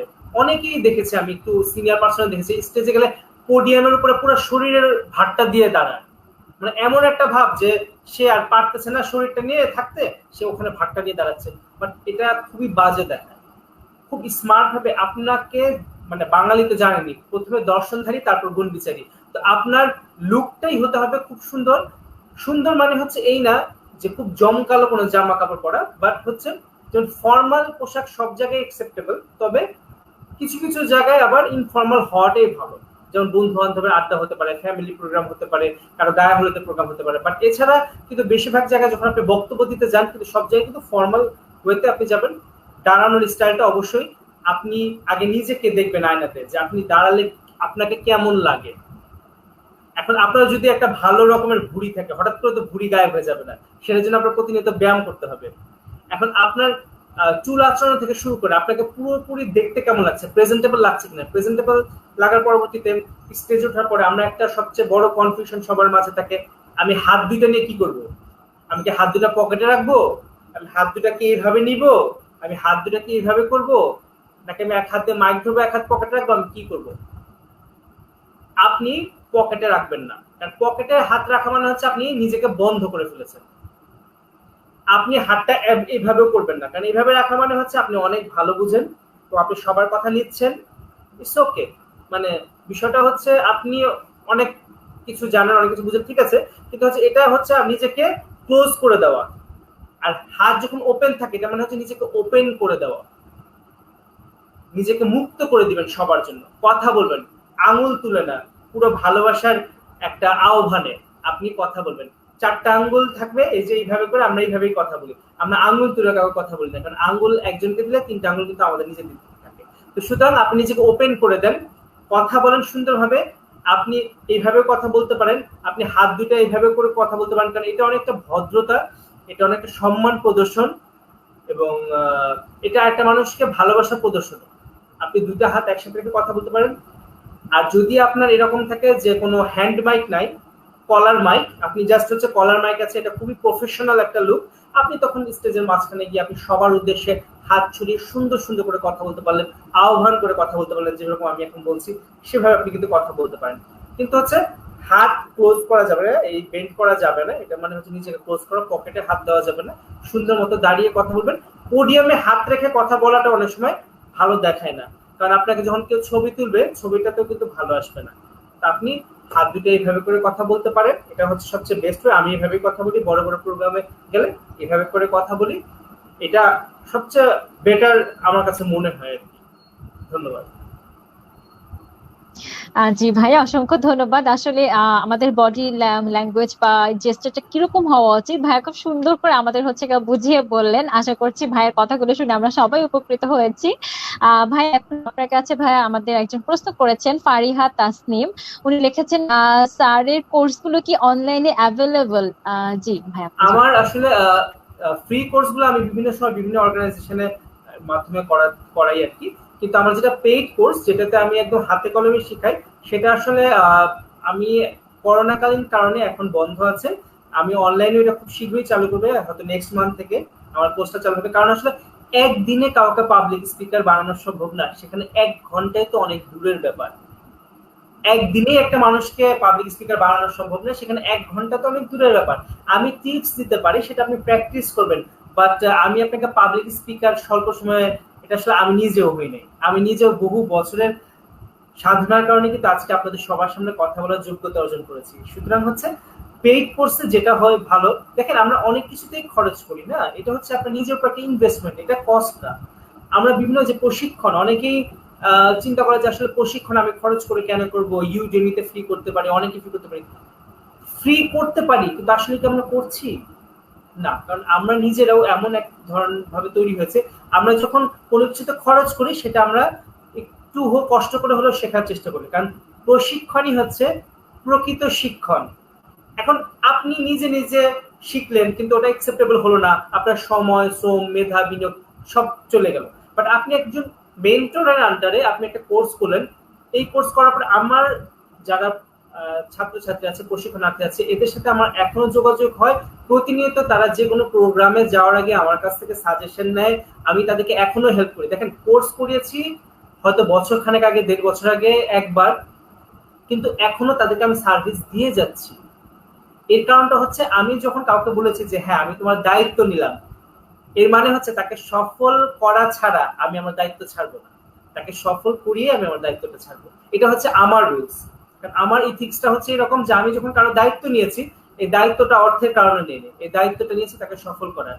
আমি আজকে যে আপনাদের সাথে কথা বলছি, বিলিভ মি, আমি আসলে এটা প্রচারের উদ্দেশ্যে না, আমি চাই হচ্ছে বাংলাদেশের বেশিরভাগ মানুষ ভালো মতো কথা বলতে শিখো। কারণ আমি আইটি লাইনে আছি, আমি প্রায় দীর্ঘ 12 বছর যাবত জবে আছি। সবচেয়ে বড় প্রবলেম আমি দেখেছি আজকালকার ছেলেমেয়েরা যারা হচ্ছে চাকরির জন্য যায়, রিজেক্ট হওয়ার অন্যতম কারণ হচ্ছে প্রেজেন্টেশন। এই যে নিজেকে সঠিকভাবে উপস্থাপন করতে পারে না। আমরা তো চাকরির জন্য সিভি ড্রপ করে দিই, মেইলে সিভি দিয়ে দিলাম, তারপর ইন্টারভিউ বোর্ডই তো ফাইনাল, তাই না? আমি অনেক খরচ করে খুব ভালো একটা সিভি বানিয়েছি, বাট প্রেজেন্টেশন যখন দিতে গেলাম তখন আমার মুখ থেকে কথা বের হয় না, আমার চাকরি হবে না। তাহলে এই যে আমি প্রেজেন্টেশন দিতে পারছি না, আমি একজন ক্লায়েন্টকে ইমপ্রেস করতে পারছি না, আমি কাজ আনতে পারছি না, আমি আমার কলিগকে ইমপ্রেস করতে পারছি না, আমি আমার বসের সামনে কথা বলতে পারি না। আসলে এই যে পাবলিক স্পিকিং এবং প্রেজেন্টেশন, এটা তো হচ্ছে একই কয়েনের এপিটোপিট, পাবলিক স্পিকিং এবং প্রেজেন্টেশন। এটা শিখতে হবে, আর কারোর জন্য না, নিজের জন্য, শেখার মন মানসিকতা নিয়ে। ইনশাল্লাহ আমার নেক্সট যে প্রোগ্রামটা হবে পেইড কোর্স, আমি জানাবো ইনশাল্লাহ, মেডিটেশনের মাধ্যমে আমি জানাবো। আমার সাথে যোগাযোগ করলে অবশ্যই আমি সর্বাত্মক সহযোগিতা করবো আপনাদের। ধন্যবাদ। জি ভাইয়া, ধন্যবাদ। আশা করছি আমরা সবাই হচ্ছে গিয়ে ভাইয়ার কোর্স করার জন্য আসলে খুব অধীর আগ্রহ অপেক্ষা করছি। তো ভাইয়া আমাদের যখন জানাবেন ওনার পেইড কোর্স গুলো সম্পর্কে, তখন আমরা সবাই আপনাদের সেগুলো প্রোভাইড করব, এবং আপনারা হচ্ছে গিয়ে ভাইয়ার কোর্স অবশ্যই জয়েন করবেন। এবং ভাইয়া যেটা বললেন যে ভাইয়া আমাদের যে দায়িত্বটা যার দায়িত্ব ভাইয়া নেন, উনি আসলে সেই দায়িত্বটা একদম মানে পারফেক্টলি শেষ করেন। সো আমরা আশা করছি যে ভাইয়ের কাছ থেকে আমরা হচ্ছে গিয়ে এরকম একজন অসাধারণ মেন্টর হিসেবে আমরা চাই ভাইয়াকে সবসময়, এবং আশা করছি ভাইয়ের পেইড কোর্স গুলো আমরা সবাই করব। জি ধন্যবাদ অডিয়েন্স। আমি প্রশ্ন নিব আরো আপনাদের অনেকেরই। আসলে এত কমেন্টস এসেছে, যদি কারো প্রশ্ন আমি মিস করে ফেলি, আমার আমার ভুলগুলো আশা করা আপনারা মাফ করে দিবেন। তো আমি এখন একটা প্রশ্ন নিচ্ছি। ফারজানা আক্তার লিজা, উনি লিখেছেন কথা বলার সময় সামনের মানুষের চোখে চোখ রেখে কথা বলতে না পারা সম্পর্কে যদি কিছু বলতেন ভাইয়া। চোখ যে মনের কথা বলে, চোখের ভাষা সেই বুঝে যে যাকে ভালোবাসে। এই যে চোখের ভাষা বোঝা, এটা কিন্তু তার পক্ষেই সম্ভব যে চোখের ভাষাটা বুঝতে চায়। এখন আপনি যখন আপনার ভিতরে সাহস কম থাকবে, আত্মবিশ্বাস কম থাকবে, তখন কিন্তু আরেকজনের চোখের দিকে তাকিয়ে কথা বলতে পারবেন না। আমরা কখন একজন মানুষের চোখের দিকে কথা বলতে ভয় পাই? যখন আমাদের নিজের ভিতরে ভয় থাকে, নিজের ভিতরে উৎকণ্ঠা থাকে, আত্মবিশ্বাস কম থাকে। বাট আমরা কোনো অনেক সময় ভুল করে থাকলে মানুষের চোখের দিকে তাকিয়ে কথা বলতে পারি না। আপনি চিন্তা করেন, আপনার জীবনে মানুষ সাধারণত মিথ্যা কথা বললে হয় চোখের দিকে তাকিয়ে কথা বলতে পারে না। কিন্তু পাবলিক স্পিকিং এর ক্ষেত্রে যখন স্টেজে উঠে কেউ, তখন দেখা যায় তার পাশে মানুষের চোখের দিকে তাকিয়ে কথা বলতে ভয় পায়। তো এটা আসলে অনেক বড় একটা গুরুত্বপূর্ণ বিষয়, যে হচ্ছে আই কন্ট্যাক্ট তো থাকতেই হবে। কারণ যখন একটা মানুষ একজনের দিকে তাকিয়ে থাকে, তখন কিন্তু সে কথা রিসিভও করে। যখন কেউ কারোর দিকে তাকিয়ে থাকে না, তখন কিন্তু সে কথা রিসিভ করে। আমরা কিন্তু বলি, এই আমার দিকে তাকাও, কথা বলার সময় অন্যদিকে তাকাও কেন? স্যাররাও বলে, এই ছেলেরা আমার দিকে তাকাও। কারণ কি, যখন যে যার দিকে তাকিয়ে থাকে তার কথা রিসিভ করে। তো আপনি যদি চান আপনার অডিয়েন্স আপনার কথা রিসিভ করুন, অবশ্যই আপনাকে তার চোখের দিকে তাকিয়ে কথা বলতে হবে। যেমন আমরা যখন স্টেজে কথা বলতে যাই, তখন তো মনে করেন যে শত শত হাজার হাজার মানুষের চোখ। আমি কি করি, ডান দিক থেকে বাম দিক মাঝখানে সব জায়গায় দর্শকের দিকে তাকাই। দর্শকের দিকে তাকাতে গিয়ে অনেকের সাথে চোখাচোখি হয়, বাট দর্শকের দিকে তাকে এই কারণে যেন তারা বুঝে যে আমি তাকে দেখেছি। আপনি দেখবেন যে আপনি যখন অডিয়েন্স সারিতে বসা থাকবেন, স্টেজ থেকে প্রেজেন্টার যখন তাকায়, অনেক সময় আপনার মনে হবে হয়তো আপনার দিকে তাকিয়ে আছে, কিন্তু আসলে কিন্তু সে হয়তো আপনার দিকে তাকায় নাই।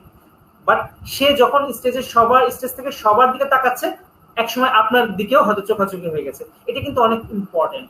আমি কি করি, স্টেজে আমি যেহেতু বলেছি প্রোগ্রামের আগে অনেক সময় চলে যাই, তো যে আমি স্টেজ থেকে অডিয়েন্সের সিটগুলোর দিকে তাকিয়ে থাকি, তাকিয়ে থেকে মনে মনে বলি যে হ্যাঁ, আমি তোমাকে ভালোবাসি, আমি আজকের প্রোগ্রামের সমস্ত অডিয়েন্সকে ভালোবাসি, আমি এখানে যারা আছে তাদের সবাইকে ভালোবাসি।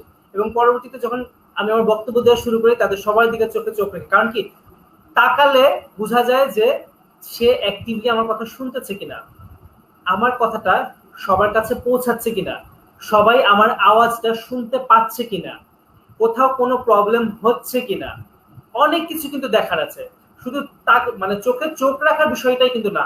স্টেজ থেকে একজন পারফর্মার যখন অডিয়েন্সের দিকে তাকায়, সে কিন্তু অনেক কিছু খেয়াল করে। শুধুমাত্র অডিয়েন্সের চোখে চোখ রাখার বিষয়টা তা না, সে অনেক কিছু খেয়াল করে। তো সুতরাং হচ্ছে, আপনিও যখন অডিয়েন্সের দিকে তাকাবেন, আপনি শ্রোতা হিসেবে দিকে তাকাবেন না, আপনি একজন মানুষের দিকে তাকাবেন না, আপনি তাকাচ্ছেন হচ্ছে সবার দিকে মনে করে যে আমি একজন কথা বলছি, এখানে যারা আছেন এরা সবাই আমার পরিবারের সদস্য, আমি সবাইকে ভালোবাসি, এরা কেউ আমার ভুল ধরবে না, আমি সবার দিকে তাকিয়ে কথা বলবো। এবং এটাই হচ্ছে মূল ব্যাপার। কারণ আপনি নিচের দিকে তাকিয়ে থাকলে কেউ আপনার কথা রিসিভ করবে না, কারণ বোঝা যাবে যে আপনার আত্মবিশ্বাসের প্রবল অভাব। এবং নিচের দিকে তাকিয়ে থাকলে আপনার মন মানসিকতা বা অন্যদিকে তাকালে বারবার ডাউন হওয়া শুরু করবে, আপনি ঠিক মতো কথা বলতে পারবেন না। বরঞ্চ আপনি যদি সবার দিকে তাকিয়ে থাকেন, আপনি কথা বলতে পারবেন। আই কন্ট্যাক্টের জন্য কি করতে হবে? প্র্যাকটিস। প্রতিনিয়ত বাসায়, পাড়াতে, বন্ধু বান্ধবের আড্ডায়, এলাকার ক্লাবে, সোশ্যাল ক্লাবে বা যে কোনো জায়গায় ছোট ছোট হয়তো 10 জন 20 জন পরিচিত এরকম জায়গায় কথা বলা শুরু করতে হবে। আমিও 2005 সালে আমাদের এলাকাতে একটা ক্লাবের মতো আমরা করেছিলাম, আমাদের আড্ডা। সেখানে প্রতি সোমবার আমরা মিলিত হতাম, আমরা 10-15 জন 20 জন। তো সেখানেও আমি প্রত্যেকটা সময় উপস্থাপনার দায়িত্ব নিলাম। এই যে উপস্থাপনার দায়িত্বটা নিতে হবে, নিয়ে আমি কথা বলতাম, সবার দিকে তাকাতাম। তখন কিন্তু এইভাবে আস্তে আস্তে কিন্তু জড়তাটা কেটেছে।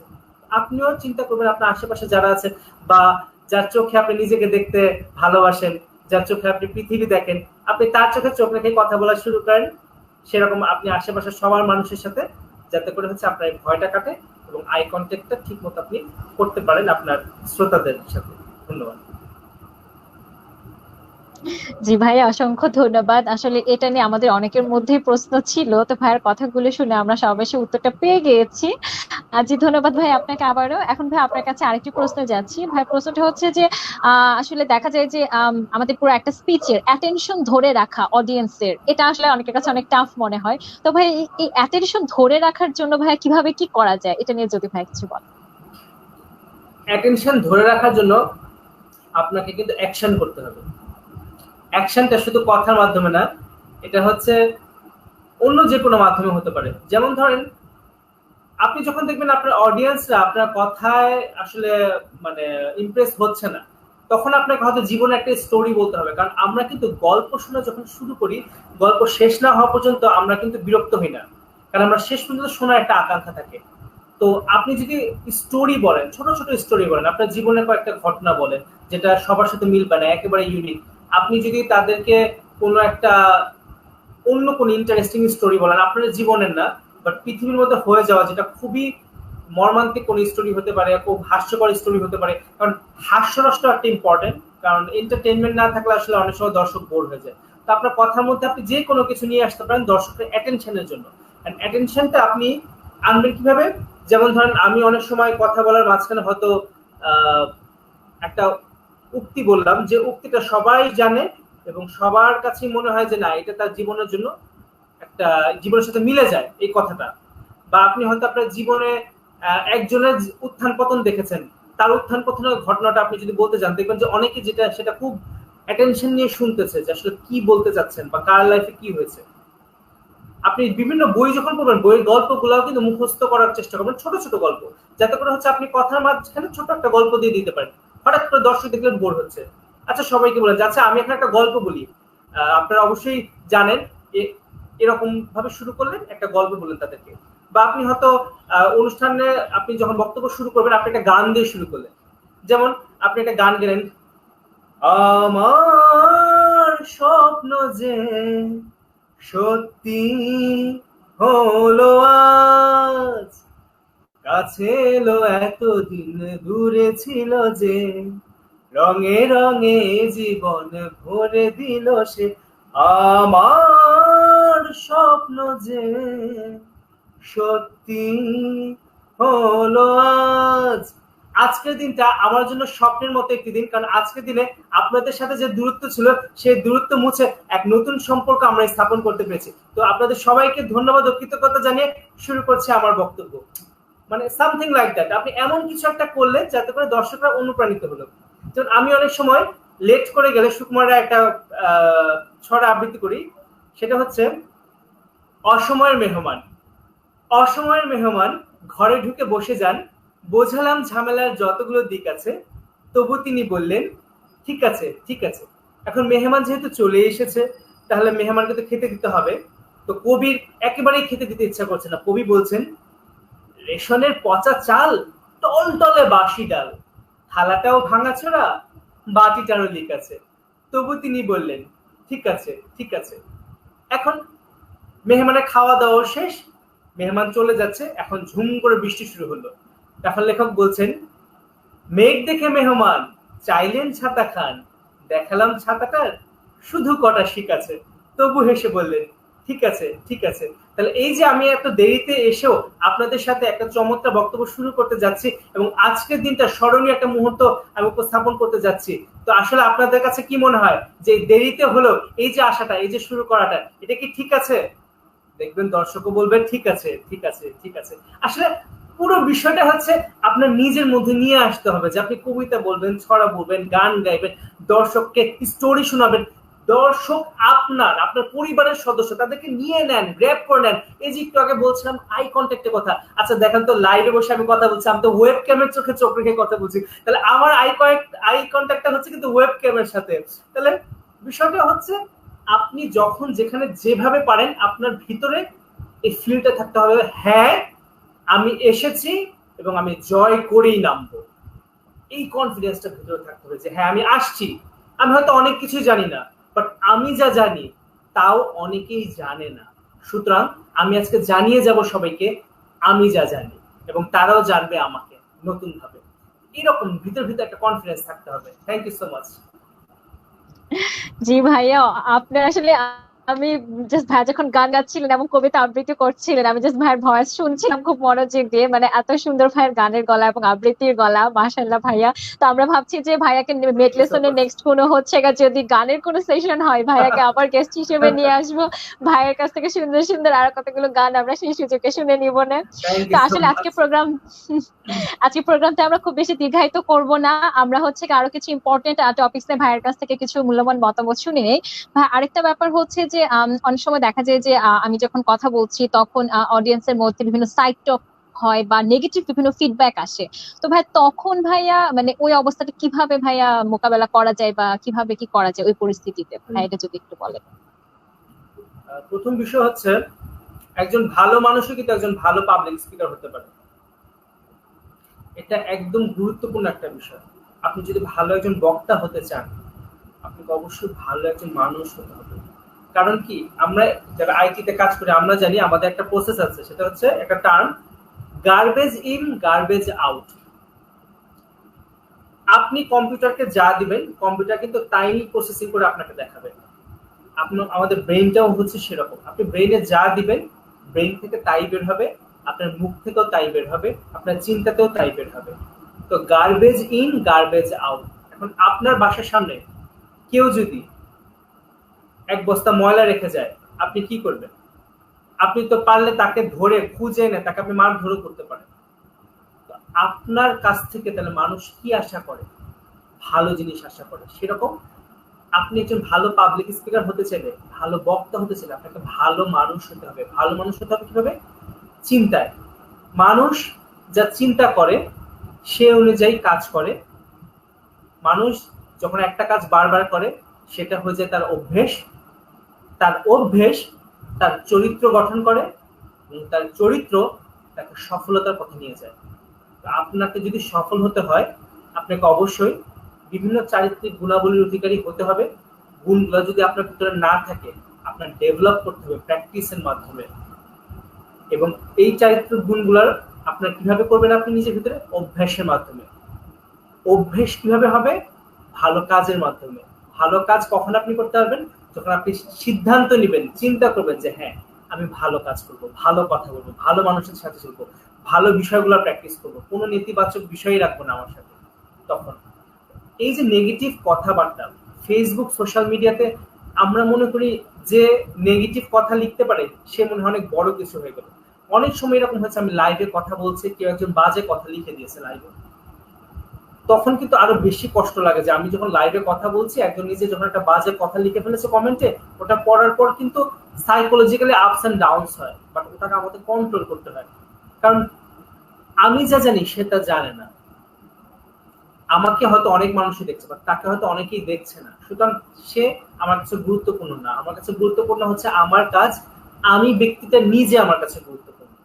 সুতরাং কে কি বললো এটাতে আসলে আমার কোনো আসে যায় না। আজকে সকালে যদি কেউ একজন আমাকে ফোন করে বলে, জিশান তুমি পৃথিবীর চরম নিকৃষ্টতম একজন মানুষ, তোমার দ্বারা কিচ্ছু হবে না, সবাই তোমাকে অপছন্দ করে, সবাই তোমাকে গালাগালি করে, তুমি খুব বাজে একটা লোক, তুমি পৃথিবীতে আসলে কোনো কিছু করতে পারবে না, তুমি একটা বোঝা, তোমার দ্বারা কিচ্ছু হবে না, তুমি পারবে না। আমি শুনলাম, আমার মনটা খারাপ হতো। আবার কালকে সকালে হয়তো আরেকজন আমাকে ফোন করে যদি বলে, জিশান তুমি পৃথিবীর চমৎকার একজন মানুষের মধ্যে একজন, যে তোমার মতো ভালো মানুষ আমরা কোথাও দেখি না, তুমি এত ভালো একজন মানুষ যে সবাই তোমার প্রশংসা করে, সবাই তোমাকে ভালোবাসে, তোমার মতো মানুষই হয় না, তুমি আসলে সফল হবাই, তোমার মধ্যে সেই গুণাবলী আছে, তুমিই পারবে, তোমার দ্বারাই সম্ভব, you are the boss, you are great, you are genius, you are super, you are excellent, awesome. আমার মনটা ভালো হয়ে গেল। এর মানে কি, বাইরের মানুষের কথায় আমি নিজেকে জাজ করি আমি ভালো না মন্দ, তাহলে আমি ব্যক্তিটা, আমার যে ডিসিশন, আমার যে বিবেক বুদ্ধি, তাহলে লাভ হলো কি? আল্লাহ পাক আমাদের প্রত্যেককেই সৃষ্টি করেছেন আলাদা আলাদা ভাবে। বৃষ্টির ফোঁটাগুলা যেমন একত্রিত হয় না, পৃথিবীর 700 কোটি মানুষও কিন্তু একরকম না। এই কারণে কিন্তু আমাদের বুড়ো আঙ্গুলের ছাপ কিন্তু কখনো মিলে না। সৃষ্টিকর্তা আমাদেরকে আলাদা আলাদা করে সৃষ্টি করেছে, প্রত্যেকের আলাদা গুণাবলী আছে, প্রত্যেকটা মানুষের মধ্যে ভালো গুণ আছে, খারাপ গুণ আছে, আমার মাঝেও ভালো গুণ আছে, খারাপ গুণ আছে। আমি কিছু জিনিস পারি, কিছু জিনিস পারি না, ইটস ওকে, প্রত্যেকটা মানুষই এমন, এটা আপনাকে অ্যাকসেপ্ট করতে হবে। সুতরাং আপনি যখন উপরে উঠবেন, কিছু মানুষ আপনাকে টান দেওয়ার জন্য প্রস্তুত থাকবে, কিন্তু তারাই আপনাকে টানবে যারা আপনার নিচে আছে। সুতরাং কনফিডেন্ট থাকতে হবে, পজিটিভ থাকতে হবে, থিঙ্ক পজিটিভ, টক পজিটিভ, ওয়ার্ক পজিটিভ। জীবনে যাই কিছু হোক না কেন, আপনি আপনার লক্ষ্য থেকে কখনো ব্যর্থ হবেন না। কে কি বললো এটা আসলে তখনই গুরুত্বপূর্ণ যখন আপনি তাকে গুরুত্বপূর্ণ মনে করবেন। যদি গুরুত্বপূর্ণ না মনে করেন তাহলে আপনি গুরুত্বপূর্ণ। Thank you so much. ধন্যবাদ, অসংখ্য ধন্যবাদ ভাইয়া, এত সুন্দর করে কথাগুলো বলছেন। আমাদের প্রত্যেকটা কথা আমাদের জীবনের সাথে কিন্তু মিলে যায়। এবং আমরা হচ্ছে গিয়ে এই বর্তমানে হচ্ছে গিয়ে আরো সোশ্যাল মিডিয়ার যুগে আমরা আরো নেগেটিভিটি সম্পর্কে আমরা দেখা যায় আরো অনেকে হচ্ছে অনেক ভাবে হয়তো বা অরিট থাকে অনেক কিছু নিয়ে আসে। তো ভাইয়ার কথাগুলো শুনে আশা করছি সেভাবে আমরা যদি সেভাবে মেন্টালি যদি স্ট্রং থাকি তাহলে আশা করছি কোনো নেগেটিভ কোনো কিছুই আমাদেরকে মেন্টালি ডাউন করতে পারবে না এবং আমাদের লক্ষ্য অটুট রেখে আমরা সামনে এগিয়ে যেতে পারবো। জি ভাইয়া, অসংখ্য ধন্যবাদ। আসলে অনেক কমেন্ট এসেছে, আমি আর জাস্ট কিছু কমেন্ট নিয়ে নিব কারণ আমরা অনুষ্ঠান একদম শেষ পর্যায়ে চলে এসেছি, বেশি সময়। আচ্ছা, শান্তনু বণিক তিনি প্রশ্ন করেছেন, ভাইয়া মনে করেন আমি কোথাও পাবলিক স্পিকিং করছি, কেউ একটা প্রশ্ন করলে বসলো যেটা আমি সঠিকভাবে উত্তর দিতে পারবো না বলে মনে হচ্ছে আমার, ওই মোমেন্টটাকে আমি কিভাবে ফেস করব? জি ভাইয়া, এটার উত্তর চাই। প্রথমে হচ্ছে আপনি যখন একটা জায়গায় কথা বলতে গেছে, আপনার এটা মাথায় থাকতে হবে যদি এই ধরনের কোনো প্রশ্ন আসে যেটা আপনি উত্তর জানেন না, আপনি একসেপ্ট করবেন যে আসলে ভাইয়া আপনি খুব চমৎকার একটা প্রশ্ন করেছেন এবং আসলে প্রশ্নটা খুব গুরুত্বপূর্ণ, কিন্তু আসলে এই বিষয়ে বলতে গেলে আমার আরো অনেক কিছু জানার আছে যেটা আমি আসলে জেনেই আপনাকে বলতে পারবো। তো তার জন্য আমি কিছু সময় নিচ্ছি, আমি আরো কয়েকটা প্রশ্নের উত্তর দিয়ে নিই, তারপর আমি আপনার উত্তরটা দিচ্ছি। এইভাবে আপনি হয়তো তাকে একটু ওয়েট করাতে পারেন, একটু পরে হয়তো আপনার তার উত্তর দেওয়ার মতো সময় থাকবে না, বা আপনি হয়তো কথার মধ্যে চলে যাবেন, বা আপনি হয়তো তাকে বলেন যে হ্যাঁ আপনার কথাটা খুবই গুরুত্বপূর্ণ, আমি আসলে এই বিষয়টাতে প্রোগ্রামের পরে আমি আপনাকে কথা বলবো, কারণ এই উত্তরটা আসলে এক কথায় বোঝানো সম্ভব না। কিন্তু এই উত্তরটা আপনি কখন দিতে পারবেন? যখন আপনি জানেন যে তাকে আপনি পরে কনভিন্স করতে পারবেন বা বলতে পারবেন। আর যখন আপনি কিছুই জানেন না, আপনি একসেপ্ট করেন যে ভাই আসলে বিষয়টা খুবই গুরুত্বপূর্ণ, আসলে এটা আমার জানা উচিত ছিল কিন্তু আমি এখনো এইটা সম্পর্কে খুব বেশি জানি না, তো আমার মনে হয় এই জিনিসটা একবার জেনে আপনাদের উত্তরটা দেওয়া উচিত। কারণ আমি যদি এখন উত্তরটা দিতে চাই হয়তো এটা সবার কাছে ভালো নাও লাগতে পারে, আমি এটা সম্পর্কে আরেকটু জানি, জেনে ইনশাল্লাহ আপনাদের কোনো প্রোগ্রামে বা আপনার সাথে যদি সম্ভব হয় আমি সোশ্যাল মিডিয়াতে আমি আপনাকে জানাবো। মানে মোট কথা হচ্ছে কি, একটা মানুষ আপনাকে প্রশ্ন করে জানার জন্য, তাকে আপনি যদি হয় তথ্য দিয়ে তাকে স্যাটিসফাই করেন, নয়তো বা ভালো ব্যবহার দিয়ে স্যাটিসফাই করেন। উত্তর দুই রকম। আমি সবাইকে বলছি খুব ইম্পর্টেন্ট একটা জিনিস, আমি কিন্তু আসলে থিওরিটিক্যাল জিনিসপত্র শিখাই না, কারণ আমার কথা হচ্ছে স্টেজে আসলে থিওরি কাজ করে না, ওখানে সব প্র্যাকটিক্যাল। সুতরাং আপনাকে আমি প্র্যাকটিক্যাল জিনিসই শিখাই। দুটা জিনিস একটা প্রশ্নের উত্তরে, হয় সেটা সঠিক উত্তর, নয় ভালো ব্যবহার। এই দুইটা যে করতে পারে তাকে যারা প্রশ্ন করবে তারা চুপ হয়ে যাবে। যত বড় সাংবাদিক হোক, যত বড় নেগেটিভ ব্যক্তিত্ব হোক, যেই হোক, প্রত্যেকটা মানুষ সম্মান ভালোবাসে। আপনি যখন একটা মানুষকে সবার মাঝখানে সে আপনাকে আটকানোর চেষ্টা করেছে, বাট আপনি তাকে ভদ্রতার মাধ্যমে সম্মান দেখাবেন, সে কখনোই আর আপনাকে নিয়ে বাজে কথা বলবে না, ইম্পসিবল। কারণ মানুষ কিন্তু সব বুঝে কে আপনাকে কি জন্য কি বলতে যাচ্ছে। আপনি সাধারণত টক শো গুলা বা বিভিন্ন জায়গায় যখন কনফারেন্স আপনি কি দেখেন, একজন একটা কথা বলেছে, নায়ক নায়িকা হয়তো রেগে গেছে, বা ওখানে যে বড় ব্যক্তিত্ব ছিল সে হয়তো উত্তেজিত হয়ে গেছে। লাভ হয়েছে কি, এইটা আরো ভিডিও হয়েছে, প্রচার হয়েছে, তাকে নিয়ে আরো বাজে কথা লেখা হয়েছে। বাট সে যদি বলে দিত যে আসলে এটা আপনি ঠিক বলেছেন, এটা আমার আসলে জানা উচিত ছিল, এটা আসলে আমি আসলে জানি না পুরোপুরি, তো আমি জানার চেষ্টা করবো, আমি আপনাকে কথা দিচ্ছি এবং ইনশাল্লাহ আগামীতে এই বিষয়ে কথা বলবো। ঠিক আছে, ধন্যবাদ আপনাকে, খুব গুরুত্বপূর্ণ একটা বিষয় আমাকে বলেছেন। এই যে দেখেন কত সুন্দরভাবে ভালোবাসার মাধ্যমে সম্মানের মাধ্যমে আপনি যদি উত্তরটা দেন, আপনি যদি নাও পারেন সে আপনাকে মেনে নিবে। এবং এই জিনিসটা ইন্টারভিউ ক্ষেত্রেও তাই। আমরা যে জবে ইন্টারভিউ দিই, আমি আমার জীবনে 13টার মতো ইন্টারভিউ দিয়েছি চাকরির, এর মধ্যে আমার 9টার বেশি হয়ে গেছে, 9টা চাকরি আমার হয়েছে শুধুমাত্র এই আমার পলিটনেসের কারণে। এই যে আমার বিনয়ী, এই যে পলাইটনেস, শান্ত ব্যবহার এবং হচ্ছে কোনো কিছু না জানলে এটাও একসেপ্ট করার একটা ক্ষমতা, বাকি আমার চার্টগুলো হয়নি কারণ আমার সাথে ব্যাটে বলে অনেক মিলে নেয়, কারণ সবকিছু মানুষের এক্সপেকটেশন অনুযায়ী হবে না। তো এই যে এগুলা হওয়ার অন্যতম কারণ হচ্ছে আমার অনেক যোগ্যতা আছে বা আমি খুব ভালো পারি বিষয়টা তা না, ভদ্র ব্যবহার। ভদ্র ব্যবহার সবাইকেই টাচ করে, কারণ এখনকার যুগে এটা খুব অভাব। প্রশ্নের উত্তরের আমি অনেক কিছু বলে ফেললাম, বাট আমার মনে হচ্ছে এটা ডিটেইলে বলা উচিত। হয় আপনি সঠিক উত্তর দিবেন, নয় ভালো ব্যবহার করে আপনি অ্যাকসেপ্ট করবেন যে হ্যাঁ আপনি জানেন না। Thank you so much. জি, অসংখ্য ধন্যবাদ ভাইয়া। আপনি হচ্ছে অনেক সুন্দর করে এই প্রশ্নগুলো আসলে আমাদের সবার মনেই থাকে, তো আপনি খুব সুন্দর করে জিনিসগুলো বুঝিয়ে বললেন। এবং দর্শক, আমরা হচ্ছে অনুষ্ঠানে একদম শেষ পর্যায়ে চলে এসেছি এবং আপনাদের আর অনেক প্রশ্ন আছে। আমি আশা করছি যে অনেকে হয়তো বা প্রথম সেশনের ফার্স্ট পার্ট মিস করেছেন, এই কারণে আপনি যদি আমাদের এটা যেহেতু ফেসবুকে লাইভ, এটা কিন্তু পরবর্তীতে থেকে যাবে, তো আপনি যদি এটা পরে যদি আবার দেখে নেন, আমি আশা করছি যে আপনাদের কোনো প্রশ্নের উত্তরই কিন্তু আপনাদের মিস হবে না, আপনারা সবকিছুই জানবেন। তো আমি হচ্ছে আরেকটা ভাই প্রশ্ন, জাস্ট শেষ একটা প্রশ্ন আমি নিচ্ছি, সেটা হচ্ছে মোহাম্মদ ইনামুর রহিম, তিনি বলেছেন স্যার পাবলিক স্পিকিং এর টাইম বন্টন সম্পর্কে বলুন। স্যার, এই হচ্ছে শেষ প্রশ্ন, আপনি যদি এটা খুব গুরুত্বপূর্ণ একটা প্রশ্ন, টাইম ম্যানেজমেন্ট। এটা আমরা যারা প্রেজেন্টেশন দেই বিভিন্ন জায়গায় এবং প্রেজেন্টারের দায়িত্ব পালন করি, আমাদের জন্য এটা আরো বেশি গুরুত্বপূর্ণ। কারণ বক্তা হলেই হবে না, আপনাকে কিন্তু মাথায় রাখতে হবে কখন বক্তব্য শেষ করতে হবে। কারণ শুরু করলেই হবে না, এটাকে শেষও তো করতে হবে সুন্দরভাবে। আমাদের মাঝে অনেকেই কথা বলতে আগ্রহী হয়, বিশেষ করে আমি সবচেয়ে বেশি প্রবলেম ফেস করেছি বিভিন্ন রাজনৈতিক প্রোগ্রামে, যখন প্রেজেন্টেশনের দায়িত্বটা পাই, ওখানে যখন প্রেজেন্টিং করি, এবং অনেক জায়গায় যে হচ্ছে আসলে একটা বক্তাকে আমরা নিয়ে আসি অনেক সুন্দর সুন্দর অ্যানাউন্সমেন্ট দিয়ে, অনেক চমৎকার ভাবে উপস্থাপন করে, দর্শকদেরকে আকৃষ্ট করে, বাট সে যখন এসে কথা বলতেই থাকে 5 মিনিটের জায়গায় 10 মিনিট, 15 মিনিট, 20 মিনিট, তখন কিন্তু অডিয়েন্সরা আর তাকে অ্যাকসেপ্ট করে না। তখন যেটা হয়, সে অনেক গুরুত্বপূর্ণ কথাও বলে, ওটাও তারা নিতে চায় না। তো আমি আর জানা উচিত, ধরেন আমি একটা প্রোগ্রামে 1 ঘন্টা একটা প্রোগ্রাম, বাট সেখানে আমার এখানে বক্তা আছে 6 জন, তাহলে 6 জন যদি হয় তাহলে 1 ঘন্টার প্রোগ্রামে উপস্থাপনা বাদ দিয়ে তার কাছে যদি উপস্থাপনাটাও না থাকে, তাহলে আমি ধরবো 10 মিনিট করে 6 জন পাবে। তাহলে এখন যদি একজন 10 মিনিটের জায়গায় 20 মিনিট নিয়ে নেয়, তাহলে আরেকজনের জন্য সময়টাকে কমে যাচ্ছে, বা সে যদি সময় নিতে চায় তাহলে অনুষ্ঠানের সময় বেড়ে যাচ্ছে। তাহলে আলটিমেটলি আপনি কোথাও কথা বলতে গেলে, এটা আমরা অনেকেই করি না, অর্গানাইজারকে জিজ্ঞেস করবেন যে ভাই আমি কয় মিনিট সময় আছে আমার জন্য। যদি বলে 5 মিনিট, তাহলে 5 মিনিটের জন্য নিজেকে রেডি করবেন, নিজের পরিচয়টা সংক্ষেপে দিয়ে মূল বক্তব্য দিয়ে শেষে সুন্দরভাবে এন্ডিং করবেন।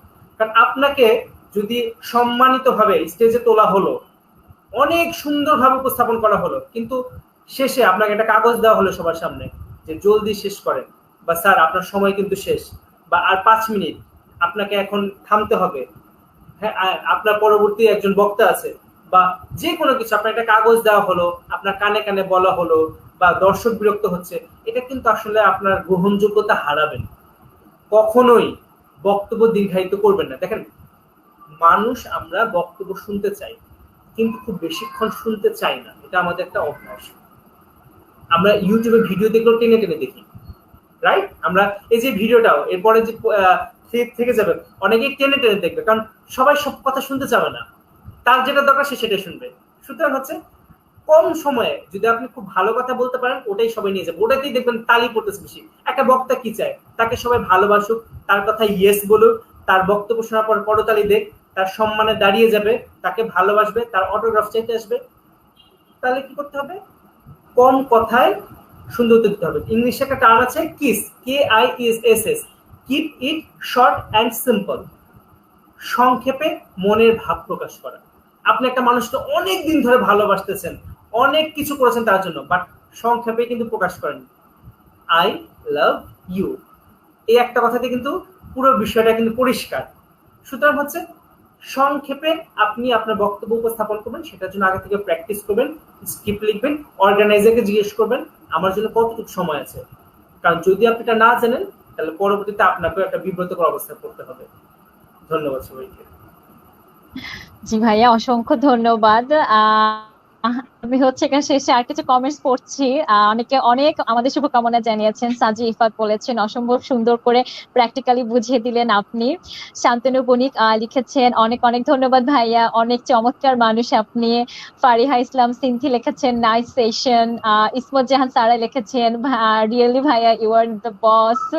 ফারজান আক্তার লিজা লিখেছেন আসলে চমৎকার মানুষ। নুসরাত জাহান লিখেছেন ইমপ্রেসিভ সেশন। আবার উনি লিখেছেন ওয়াও। ইমরান মাহমুদ কমেন্ট করেছেন, ফারিহা তাসনিম বলেছেন ধন্যবাদ স্যারকে, প্রোগ্রাম খুব সুন্দর হচ্ছে। আসলে আমি পড়ে শেষ করতে পারছি না, তাও আর কয়েকটা পড়ি। আর সুকন্যা সুহাসিনী লিখেছেন ইনফরমেটিভ প্রোগ্রাম। মোহাম্মদ ইনামুর রহিম লিখেছেন অনেক ভালো সব তথ্য, খুব সুন্দর বলেছেন, অনেক কিছু জানতে পারলাম। তানভীর হোসেন লিখেছেন জোস ভাইয়া। জান্নাতুল ফেরদৌস লিখেছেন অনেক ভালো লাগছে আজকের আয়োজন, ভাইয়াকে আবারও মেডলেসনে চাই পরবর্তী বিভিন্ন কার্যক্রমে। আসলে আরো অনেক কমেন্টস আছে, আমি পড়ে শেষ করতে পারবো না। তো যাই হোক, অডিয়েন্স আপনারা যারা আছেন আপনাদের সবাইকে আমি অসংখ্য অসংখ্য ধন্যবাদ জানাচ্ছি আমাদের সেশনটা দেখেছেন। এবং আসলে অডিয়েন্সের আসলে আপনারা সবাই ভাইয়াকে থ্যাঙ্কস জানাচ্ছেন, তো আপনাদের সবার হয়ে এবং মেডলেসন পরিবারের পক্ষ থেকে ভাইয়াকে আমি আবারও ধন্যবাদ জানাচ্ছি এবং কৃতজ্ঞতা প্রকাশ করছি। আশা করছি ভাইয়া মেডলেসনের সামনেরও যত প্রোগ্রাম হবে আপনাকে আমরা পাশে পাবো, এবং আপনি ভাই আমাদের সবার জন্য দোয়া করবেন এবং আমাদের মেডলেসন পরিবারটি যেন আমরা অনেক দূর সামনে এগিয়ে যেতে পারি, আপনি সেই দোয়া করবেন আমাদের জন্য, সবার যেন ভালো থাকতে পারি। ভাই আপনি ভাই শেষে যদি আমাদের সবার উদ্দেশ্যে 1 মিনিটে যদি ভিউয়ার্সদের উদ্দেশ্যে যদি শেষ কোনো মেসেজ দিতেন। শেষ মেসেজ হচ্ছে সবার জন্য এটাই যে আমি সোলাইমান আহমেদ জিশান, আমাকে গুগলে সার্চ করলেও পাবেন। jisanbd.com আমার একটা ওয়েবসাইট আছে এবং সোশ্যাল মিডিয়াতেও সোলাইমান আহমেদ জিশান লিখলেই আপনারা পাবেন। আশা করছি যে কোনো কাজে যে কোনো সমস্যায় পাবলিক স্পিকিং রিলেটেড আমাকে নক করলে আমি অবশ্যই সহযোগিতা করার সর্বোচ্চ চেষ্টা করবো, কারণ আমি আসলে সবসময় আমার শিক্ষার্থীর হাত ধরে তাকে সফলতার মঞ্চে উঠিয়ে নেওয়ার মানুষ। আমি আসলে চাই যাতে করে অসংখ্য মানুষ আমার নামটা মনে রাখে ভালোবাসার মাধ্যমে, শ্রদ্ধার মাধ্যমে। এবং আমি আপনাদের সবাইকে কয়েকটা বাড়ির কাজ দিচ্ছি যেহেতু আপনারা প্র্যাকটিস করবেন। প্রথমে হচ্ছে আমরা সবাই কিন্তু জানি ইন্টারভিউ হোক বা জীবনে যে কোনো জায়গায় হোক নিজের পরিচয়টা দিতে হয়। সুতরাং অনেকেই কিন্তু ইন্টারভিউতে একটা কোশ্চেনই থাকে যে আপনি আপনার নিজের ব্যাপারে কিছু বলেন।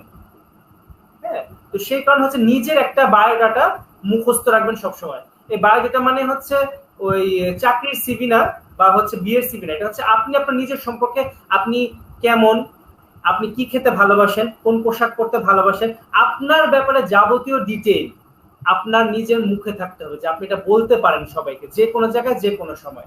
আপনি আপনার নিজের একটা শর্ট বায়োগ্রাফি, আমরা সাধারণত বলি জীবন বৃত্তান্ত থাকে বড় বড় লেখকদের, কবি সাহিত্যিকদের বা বড় ব্যক্তিদের, না, প্রত্যেকটা মানুষের একটা শর্ট বায়োগ্রাফি তার থাকা উচিত। এটা তার মুখস্থ থাকবে, যে কোনো জায়গায় যে কোনো সময় বলতে গেলে, স্পিচ দিতে গেলে এটা অনেক হেল্পফুল হবে।